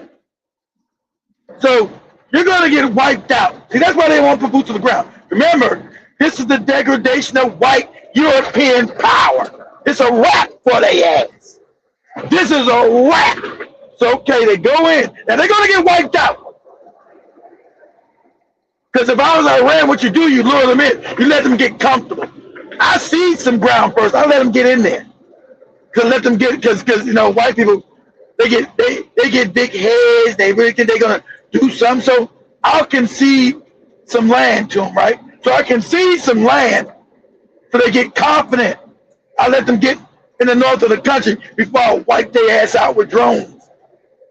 Before I wipe their ass out with drones, I let them get comfortable. Because I'm going to cut off the supply line, so there won't be no logistics, and it won't be no retreat. Retreat is out the question. I'm wiping their ass out. So imagine this 3 million man army. I let them come in, right? I let them come in, and then I proceed to wipe their ass out. I'm wiping their ass out. Now remember, this is all Europe has, and America. They're already declining empires. They're already declining, their economies don't work no more. So this is the last hurrah. Now once they get wiped out,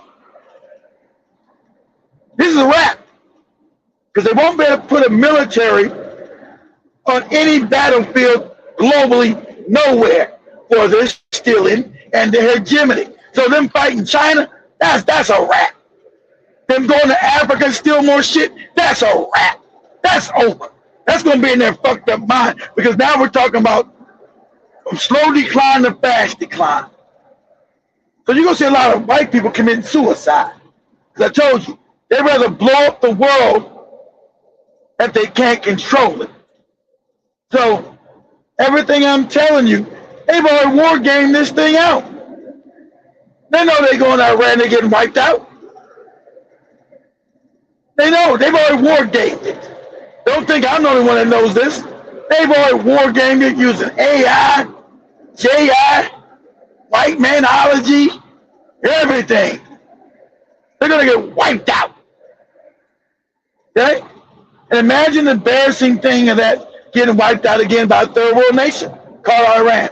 They'll get wiped out. So anything we hear this fake media talking about ground operations and going to Iran, I've already taught you. They've already war gamed this out. They know they're going to get wiped out. Wiped out. Humiliated. Wiped out. And that's a wrap. See, they face the existential threat of white power being wiped out. I want you guys to see what you're looking at. Understand how big this is. Because they only lost, that's why they only lost, remember, in Ukraine. Because remember, we got the Ukraine thing going on, right? And Russia should have been wiped out, Ukraine. That was them again, like I told you, trying to project power and break up Russian resources. That's all the Ukrainian war is about. They say, Putin aggression, all these lies. I've already showed you where the CIA went and overthrew a duly elected government back in 2014. They overthrew the government so they could get closer to Russia and try to break it up. But Putin didn't want to fight a war. He wanted to call these things all kind of dumb names, military, something, and whatever he called it. But now he's got to take the gloves off because the Russian people are upset. Say it's time to call this a war and go to war. So now they blockaded Odessa, right? And if you guys don't know, Odessa is a Russian city created by the Russian queen called Catherine the Great back in the 1700s, the 18th century. So Odessa, the city they blockading, that's now part of Ukraine, is a Russian city created by the Queen of Russia, Catherine the Great. So Russia's just going back claiming which was already theirs. And they're not going to give it back. They'll let Western Ukraine back because they don't want it. But the rest of the land they taking all of it. And it ain't shit Europe can do about it. Nothing. Because remember, they don't got a real military. So they're going to fight Russia, or they're going to put boots in the ground in Iran. Either way, they're getting wiped out. Either way, they're getting wiped out. Especially if they go to Iran. They go to Iran, they're getting wiped out quicker. See, Russia's population, its demography is small. Russia's population is small. But,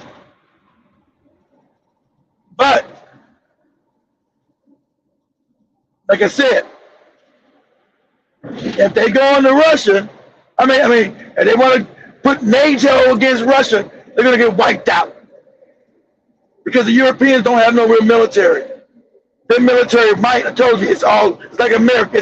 It's less illusionary than America. It's an illusion, smoke and mirrors. So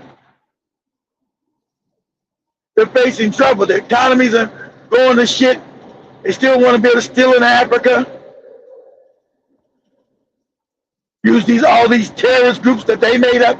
All terrorist groups are created by the West. Okay? No conspiracy theory, whatever the fake news they got to tell you, these are terrorists. They are not. These are groups trying to keep white people in power. Their hegemony. Not to do with any goddamn fake, phony words they use. Terrorists. That is a lie. A bold-faced lie. Right? So, excuse me, guys.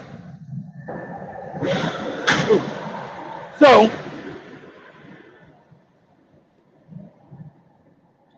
white supremacy is in a little bit of a conundrum right here. What are they going to do? Are they going to full scale go to Iran? They've already war gained it out. They know they're going to lose. Are they going to do that? And they're going to be able to get the Straits of Hormuz away from Iran. That's not possible.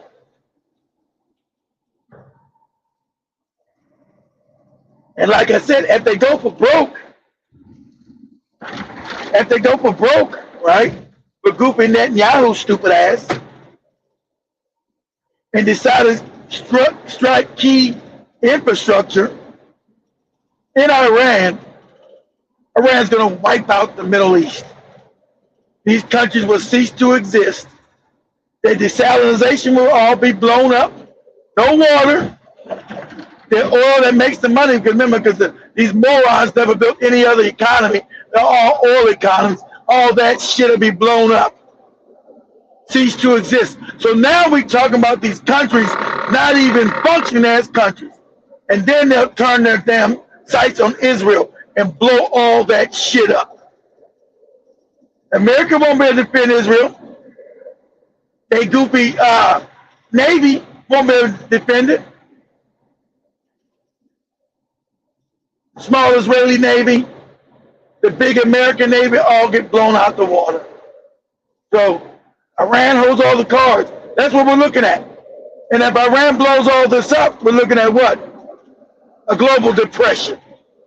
So these psychopaths, like I told you, they'd rather blow up the world if they can't control it. They're going to blow it all up.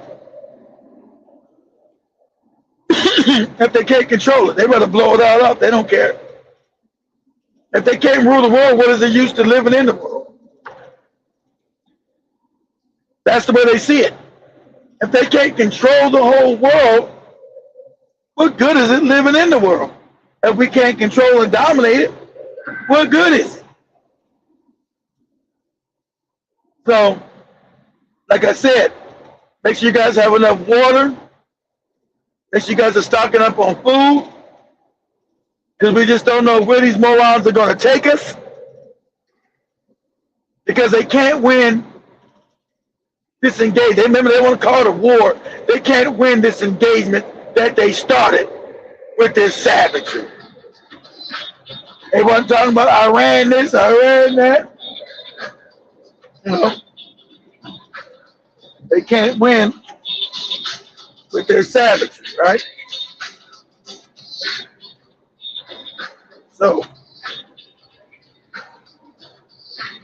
and that's where we at.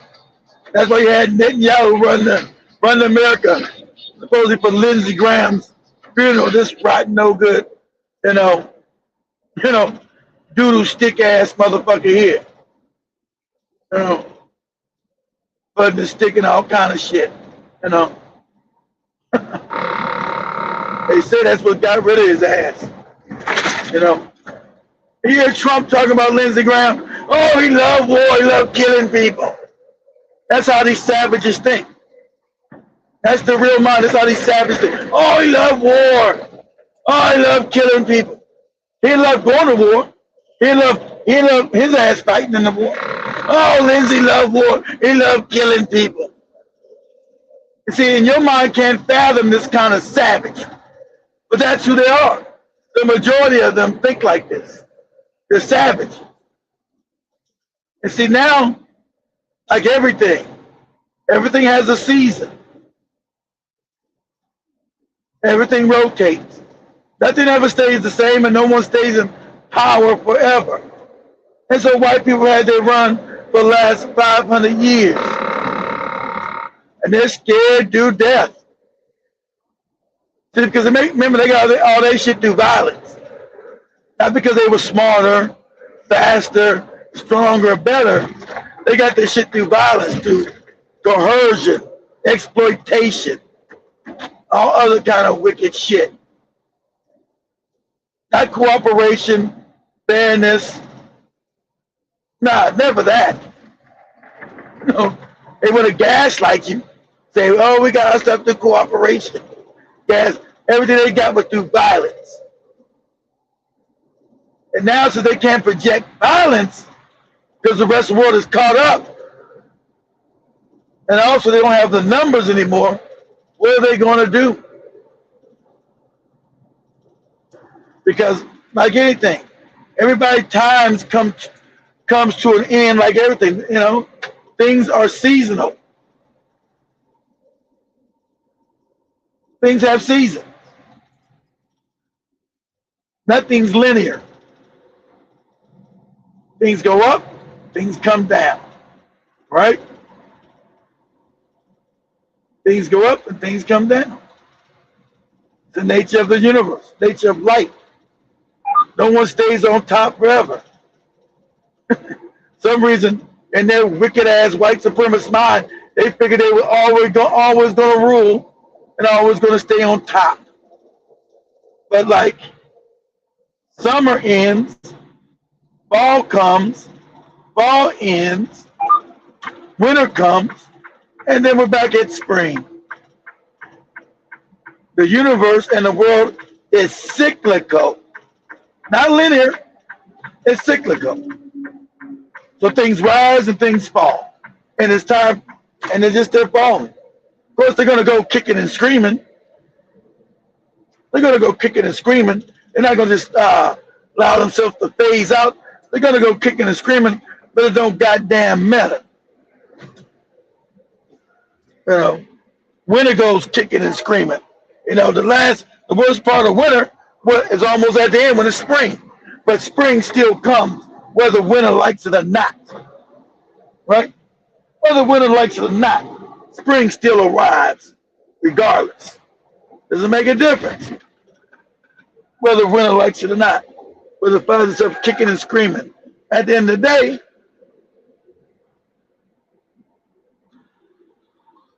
day, let me stop right here, try to read some of you guys' comments before we wrap this up in a second, guys.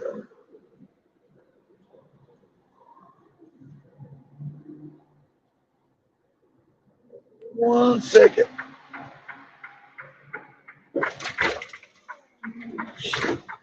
So read some of you guys' comments. And that's where we're at. We're going to continue the war. We're going to do this war. How? Why? You cannot win it. There's no way of winning it. None. None whatsoever. It's a wrap. You've had finally his goofy military staff who remember they're all yes men. They've already came to him and told his dumbass the same thing. We cannot win this war. So we're going to look for other alternatives, right? They already told his goofy ass that. They already told his goofy ass, we cannot win this war, right? They already told his ass that. No way for us to win.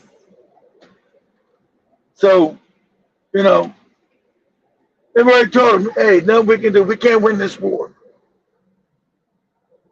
You know, so that's his military.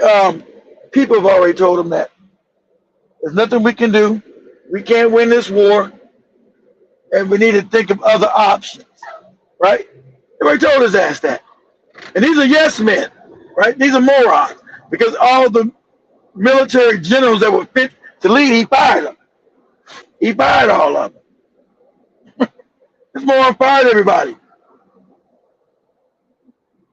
because they wasn't saying what he wanted to hear. And we can win the war. We kill. Let's just kill. No, that wasn't gonna work. Now after 5 months of bombing and kill, they know without a doubt that they can't win. You know, I mean, how much nonsense they tell you in the American media. They've lost this war.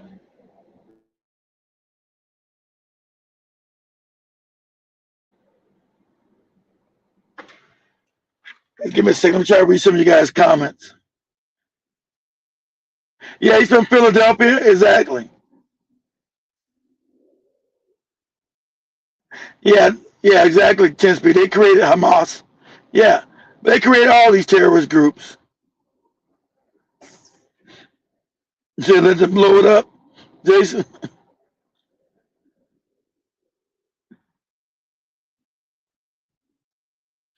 What about Black Americans? I am a Black American. What the hell are you talking about? What is moron talking about? Because I am a Black American, you fucking idiot.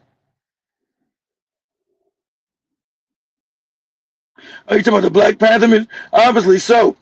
You were worried about it. That's what y'all were worried about. Because I don't give a damn about no Black Panther movie. Well, I'm going to get upset about a cartoon character who's from Africa, and they got an African playing him. The hell would I give a shit?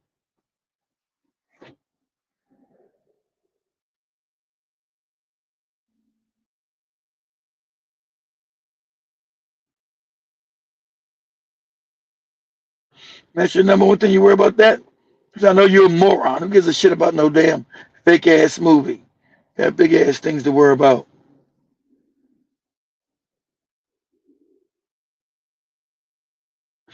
They said Israel offered $4 billion to stop bombing.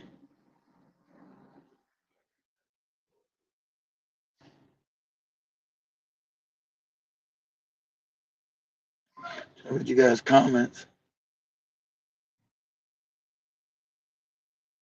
Oh, you were holding your comics. Okay, Ricky, you were collecting your comics. I never get in the comics, a few of them.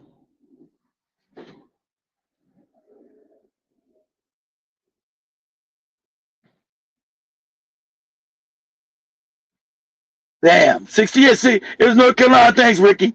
I knew it was somewhere. She was 16. I knew she was young. That's fucking crazy, man. Oh, you have 15,000. Damn. Aren't they worth money? They gotta be worth some money, Rick. You got first edition, 1968. Those are classic comics. Ain't they worth money? They gotta be worth money. They gotta be worth some money, Rick. Don't worry about why I'm screaming, moron. Worry about why you broke and fucked up and living in your mama's basement. Worry about that. Negro, worry about Black American. Motherfucker, I'm a Black American, you fucking moron. These morons be online calling Black Americans tethers and shit. Are you a tether? Some shit they fake ass fucking low life ass degenerate Tariq Nasheed made up. Some shit some con man made up. Are you a tether? Are you a tether? Bitch, Tariq Nasheed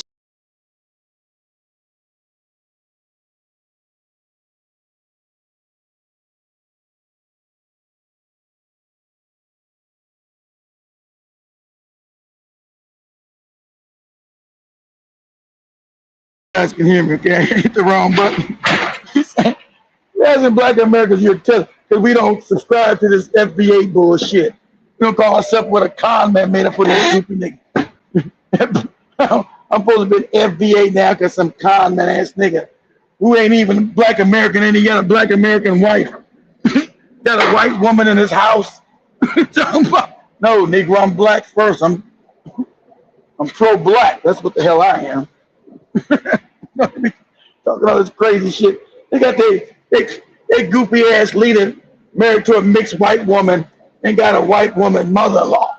Talking about some FBA shit to these morons. All these morons got low IQs.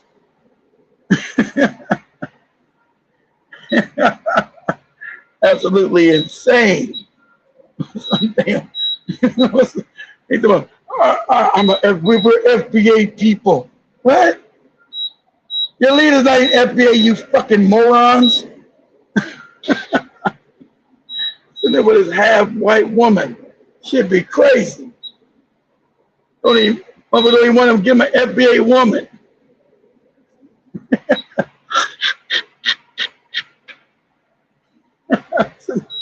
You know, arguing with these people like arguing with retarded people. And this shit's only on the internet. Yeah, somebody on the river. What's this FBA? Man, what you talking about? What the hell are you talking about?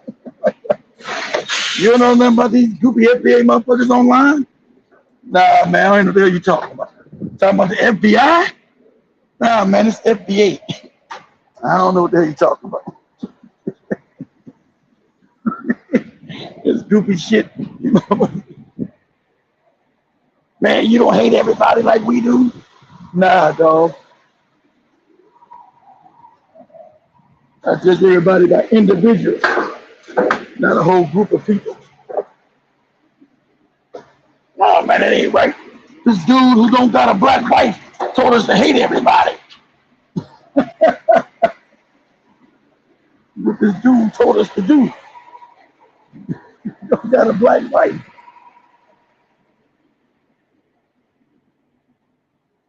He told us to hate him. I'm trying to read the rest of you guys' comments.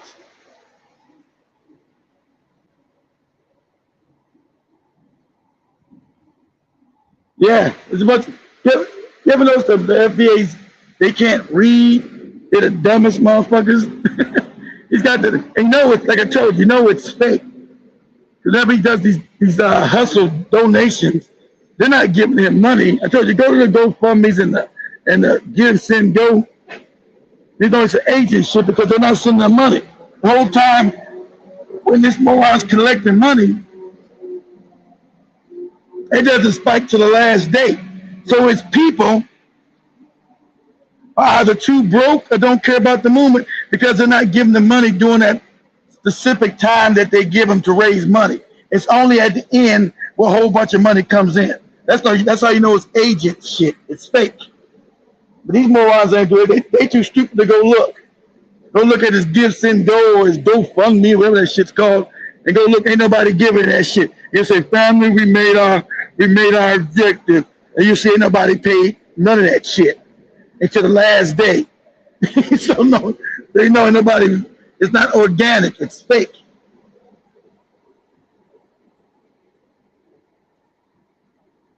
She does live with him. We found out she does the more I stop looking at. She used to live with him exactly.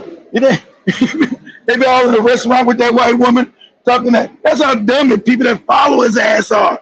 That's how moronic these morons are. They got him sitting with this white woman, you know, eat with his half-mixed kids, talking his FBA shit when his whole family is non-FBA. It's fucking crazy. It'd be the crazy. You're like, these people following this dude are brain dead. They're fucking morons. got this dude in Shawnee somewhere, sitting with his white mother-in-law and his half-mixed kids, talking this FBA shit. These Negroes ain't built shit. No FBA. Oh, it's a lineage. It's a lineage. It's a lineage. Because remember, it's the cause descent. Like I told you. I'm going to explain to you that the Africans and Caribbeans have been disrespectful as shit. Not all of them. Not all of them. But it's been a lot of damn disrespect. And I pointed that shit out. But what they're doing, they're trying to cause complete descent. So I told you that's what the white world does to keep its power. That's what they want to do, make sure you have a descent. So you never can connect with one another for power. See, these Negroes don't know nothing about power. They would keep talking this FBA shit and all of them broke and fucked up. They ain't built nothing. They ain't done it together. That's their leader. Why would the leader say, you know what, instead of donating to buy some to buy his goofy ass movies, to make his non-worth movies, how about they all come together and donate and build a hospital that's needed now in the community? We need hospitals, we need schools. As black people, black Americans, we need everything now. So since you supposedly got this big following, how about you come together and get this money to actually build things that black people need and stop all this goofy talking? They're never gonna build shit. They'll sit around talking about who's a fucking FBA shit. Online talking that stupid shit and who they hate. Okay, we got who you hate. Can we now focus on us building something? Oh no, I want to sit online for 3 hours talking about who the fuck I hate, but I'm still broke and fucked up. Barely can pay my own goddamn bills. Shit's crazy. You know, it's for the morons. Moronic ass movement going nowhere. You know. Oh well, it's not a movement. It's a lineage. Okay, it's a lineage. Then why the fuck we keep talking about that? It ain't doing shit for me.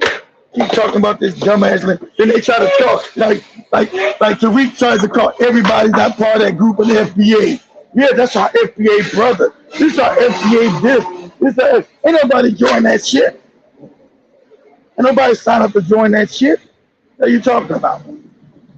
Man, this is our FBA this is our FBA that. I didn't sign up to join your goofy group. Shit. I ain't gotta prove I'm a fucking black American. Trace my family all the way back. Most of us can't. Shit. You know, if you don't agree with me, ain't you a tether then? Tether what, nigga? I can prove I'm from this country. I can prove I should go back to the goddamn fields easily. And I ain't never been married to no damn mixed woman with no white woman. There's no goddamn mother-in-law either. Motherfucker. You don't give a shit about that FBA shit. It's a made-up shit he gave these morons. You don't give a shit about it. If he did, you would have married a black woman, a black American woman. See, it's not what you say, it's how you live your life. Most people understand it. I don't care what the fuck you say. How you live your life. Let me see what you do in your life. Okay, so that shows me who you are. Not some fuck shit you saying on the internet. sitting there eating your goofy, eating your goofy tuna casserole, your white woman's tuna casserole, talking about some FBA shit to the morons.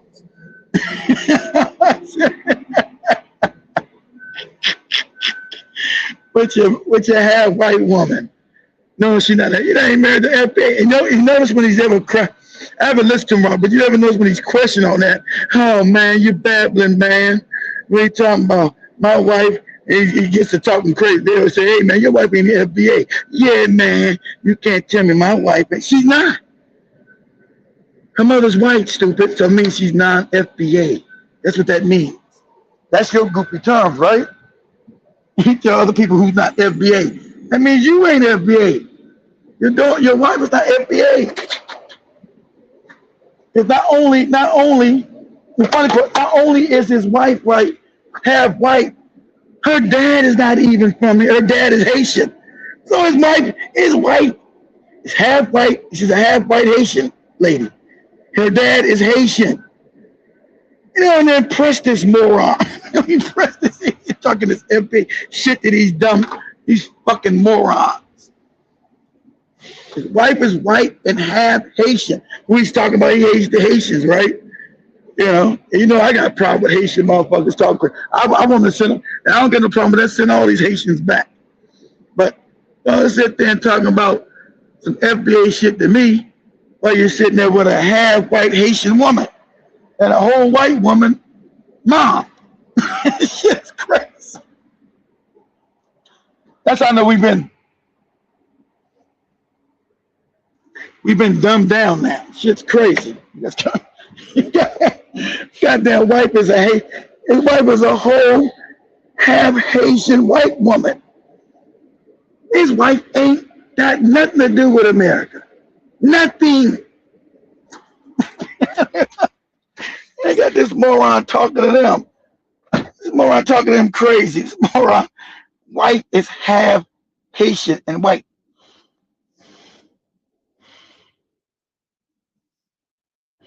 About Omex before AOS and the FBA, of course. The Omex, but those they came from Africa. The Omex are black people who came over here and stayed and built a civilization. So I agree with that.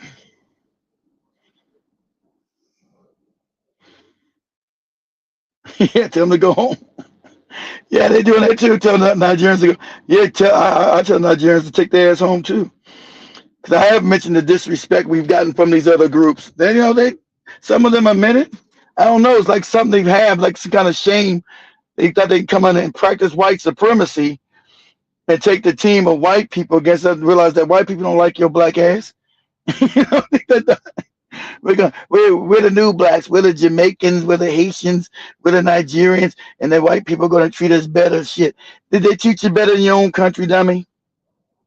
They treat you better in your own country. And so now they get, and nobody wants to go home. They never want to go home. You say you're great, you hate you. We got a country, go back to, but go back to it and fix it then. If you say you got this great culture and all this other shit, okay, cool. I agree with you. You got great culture. Now go back home. Motherfuckers don't never want to go back home. Don't keep telling me how great your culture is. You don't want to go back to it. You don't want to go back. Much of my great your culture is, don't want to go back to it.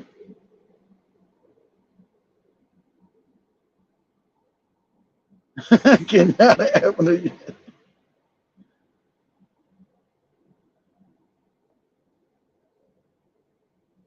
God bless you. Do not. Not that goddamn thank you. Kenyatta Avenue. What the fuck is that? Where the fuck is Kenyatta Avenue at? Yeah, we lost Joby.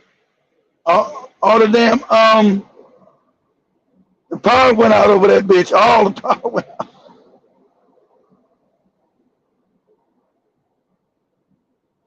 And I'm gonna tell you guys something. And I know it sounds crazy. I think Tariq got that shit. You guys remember we first had Blackout Fire, and I stopped saying it. Remember I used to always say, because he used to always be listening to us back in the day all the time. Because it shows you who's listening to your page. His channel is always in there listening to us, right? And I just say, I say, welcome to Black Hot Fire, the foundational black channel. You guys remember I say that? I was always saying foundation. I say, welcome to Black Hot Fire, the foundational black channel, the foundational black channel, the foundational black channel.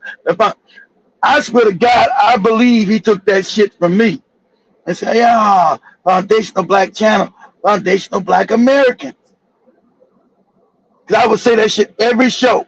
Foundational Black Channel. Foundation. This baby back from 2016 on up. So foundation, and nothing's ever a coincidence. I'm like, something sounds fishy with this motherfucker here. Now he don't be over here no more like he used to. Back in the day, he was over here all the time. All the time. Because YouTube let you know what big channels at the time were listening to you. It would show you. I said, this motherfucker listen. And then I used to play jokes on his ass to see what he would just steal and shit. That was like 2016, 17. I think he stopped fucking around with us around 2019. You know, I would say shit, say stupid shit to see if he had copied and regurgitated. And he would regurgitate some shit I said that was all wrong. I just wanted to see if it was his ass. But the last time he watched us was back in 2022, 23. That 2023? We were talking about Tarka Bay slapped him.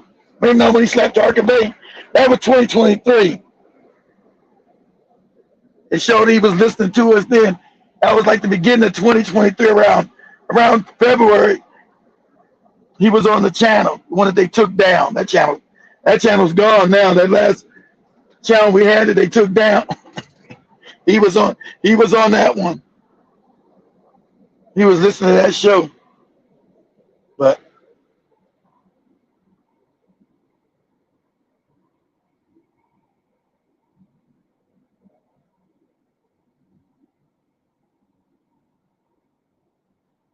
now I ain't got a problem with the term, but don't classify me as that goofy shit. Foundation. I'm trying to make up some shit to cause division, cause all kind of hate. Like I told you, the division is real, the hate was real, but that was coming from them to us, not from us to them. We let them in here and they're all tribal, right? So I do believe us taking back our identity is crucial because they all practice. The Jamaicans have their own shit, Haitians have their own shit, the Nigerians, they don't never invite us with none of their shit. When we try to be inclusive to everybody, we say, everybody come on in and be a part of us. No. They didn't want that. They wanted to make their own enclaves. Well, you got a little Jamaica, you got a little Ghana, you got a little Haiti. So they separated themselves from us. So that is true. That's factual. They separated themselves from us. And now they're upset that Black Americans are saying, okay, we're going to separate ourselves back. But see, because they got cover and benefits from pretending to be Black Americans and still practice their separatism. So I do agree with that. You know, either you're going to be open to us the way we're open to you, or we're going to practice the same tribalism that you practice on us. That's why you see them online trying to say, oh yeah, we're all Black businesses. We're all Black owned businesses. No, you don't practice any economic benefit to us. You don't come and patronize our stores. But now they see Black people, since we're the majority here, all getting together now to start what? Patronizing our own stores. Now, oh man, you're wrong. You're not practicing. You're not coming to Jamaica and Haitian spots and Ghanaian spots. Now, fuck that. You don't come to our spots. You practice tribalism. That's what you practice. So all we're doing is giving you the same energy. Now you're getting mad? They get mad because we never practiced that. We always patronize these people. And so all we're doing is giving the same energy that you've been given. That's all. You can't get mad you're getting the same energy that you've been given since we got your ass here. Because Black American were what? Patronizing everybody's place that was Black. Whether you were Haitian, Jamaican, we didn't care. Ghanaian, Nigerian. We didn't do that. You did that. That's what you did. We didn't care if you're from the Bahamas. We didn't care if you're from Trinidad. We didn't care. We seen you as Black. But you didn't see that. You said, I'm Trinidadian. You said, I'm Jamaican. You said, I'm Haitian. You said, I'm Bohemian. You said, I'm Bermudian. You said, I'm Ghanaian. You said, you're Nigerian. You said, you're Cameroonian. You said, you're Sierra Leonean. You said, you're Cote d'Ivoirian. You said, you're Senegalese. We said, okay, we get it. But you said, you're Ethiopian.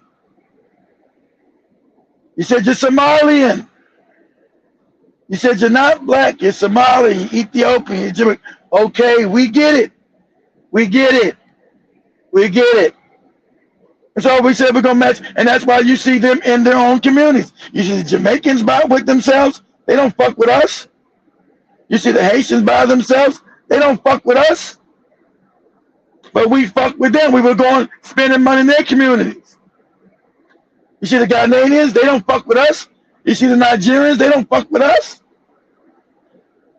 So that's been a fact. We've been giving our money to groups that didn't fuck with us. And now I do agree with that. Now we're saying, okay, fuck it. We're going to spend our money with us. Now they all want to jump out the window and claim xenophobia. You've been doing this. Why do you think little Ghana exists? Little Haiti exists. Little Jamaica exists. Little Nigeria exists.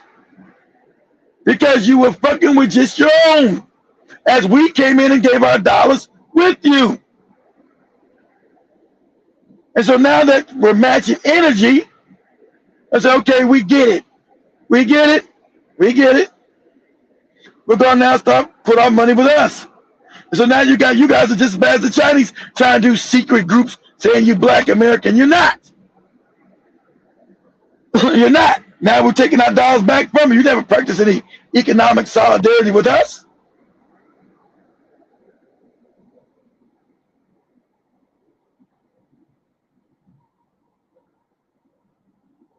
It does have it has its uses. It does, Samuel. And so all we're doing is being tribal now. I said, okay, you Jamaicans, you Haitians, you don't fuck with us economically. So why should we be giving you our money? And that's what Black Americans are finally saying. And everybody's now catching feelings. Everybody now is catching a blow. Everybody's now catching a blow. And that's why only Tariq's thing is moving, because it's based in some truth. So you can't have nothing work unless it's based in some truth. And sadly, that shit is based in some truth. For good or bad, right or wrong, that shit is based in some truth. That's why it works. Sadly enough, that's why it works. Because you people came here, they were tribal. We were the only people that never practiced tribalism. We never excluded any Jamaicans. That's why they're all in our culture with hip hop. We never excluded none of these people. The Haitians, we never excluded them. The Ghanaians, never excluded them. The Nigerians, we never excluded them. We never excluded any of these people, these Black people. But now they're catching feelings because now the scam is up. We're saying, okay, cool. Do you? See, the problem is they don't got enough people in the country to support their business. There's not enough of them. They have a closed loop like it is us. We're 50 million. All of them together may be 2 million. That's it. Maybe 3. So it's not enough for them to support their businesses. It's been us supporting them without any reciprocation.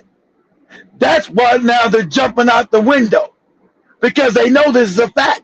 Never had Jamaicans and other people say that, yeah, that's true. That's been the truth, whether you like it or not. That's not me making up shit. I've seen it. You don't support no Black American nothing. It's us supporting your ass. So, oh well. So now it's going to be reciprocal. And I ain't got no problem with that. Sometimes you got to learn the hard way. Sometimes you got to, you got to show people the hard way about shit. Talking don't do shit.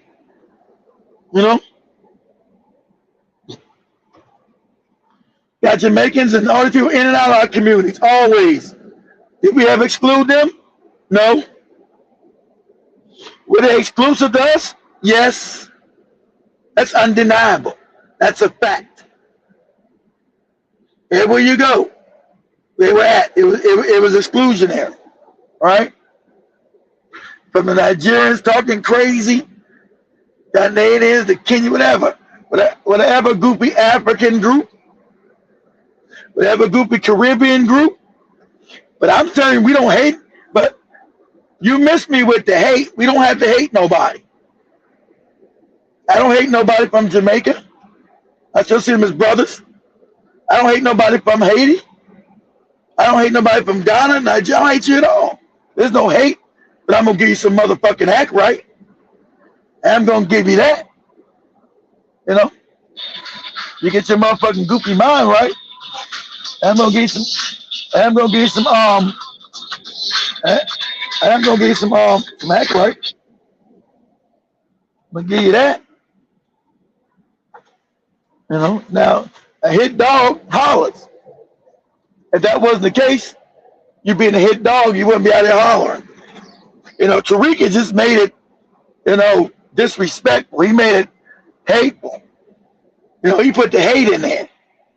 It's hateful as shit because that's agent talk. He wants the division. You know, that's why it works so good because he put the hate in there. You know, he wants to have everybody dealing with that hate because it wouldn't work if it wasn't true. And we know it's true. And all these other immigrants first got here. We supported them. We said, hey, you're one of us. But them was always separate and be tribal. Okay. So Tariq just brought it up and then put the hate. Sad he put the hate in it. But the reason why it works, right? The reason why it works, because it's true. I prefer not to have that hate in it. Have that hate in there, you know. He's got everybody hating everybody. You just hate everybody. That motherfucker came in there with that group and said, oh, we don't care about the Black Panther. What do you got to do with us? Why can't you got me talking about us? I'm talking about you more. I am a Black American. A damn sure not a fucking FBA. Yeah, I'm a Black American motherfucker. Talk about what the fuck I want to talk about. But the disrespect has been there. It's been palpable. I wouldn't say if I didn't know it myself. I'm telling you what I see. And luckily, and growing up in LA, I didn't see it not because we didn't have a bunch of African or Caribbean immigrants over there. We had a lot of Belize. People from Belize. I didn't know what the fuck Belize was. I'm Malaysian. Like, what? Malaysian? What the fuck is that? I didn't see all the different ethnic groups. So I got to the East Coast, D.C., Philadelphia, New York. When I first started seeing Jamaicans, Haitians. Of course, I live in Florida now, so I see them all the time now too, right? At that time, I never see no damn Dominicans, Puerto Ricans. You know, back in the day, there were no Puerto Ricans in no L.A. There were no Dominicans. They might got a few now, but back then there were no fucking Dominicans. Only kind of Hispanic I knew was a Mexican. That's it. Only kind of Hispanic I knew was a damn Mexican. I didn't know what no Puerto Rican, Dominican, and all that other shit was, right? And so I didn't meet no Jamaicans, so I came East Coast. I never seen no Jamaicans in California.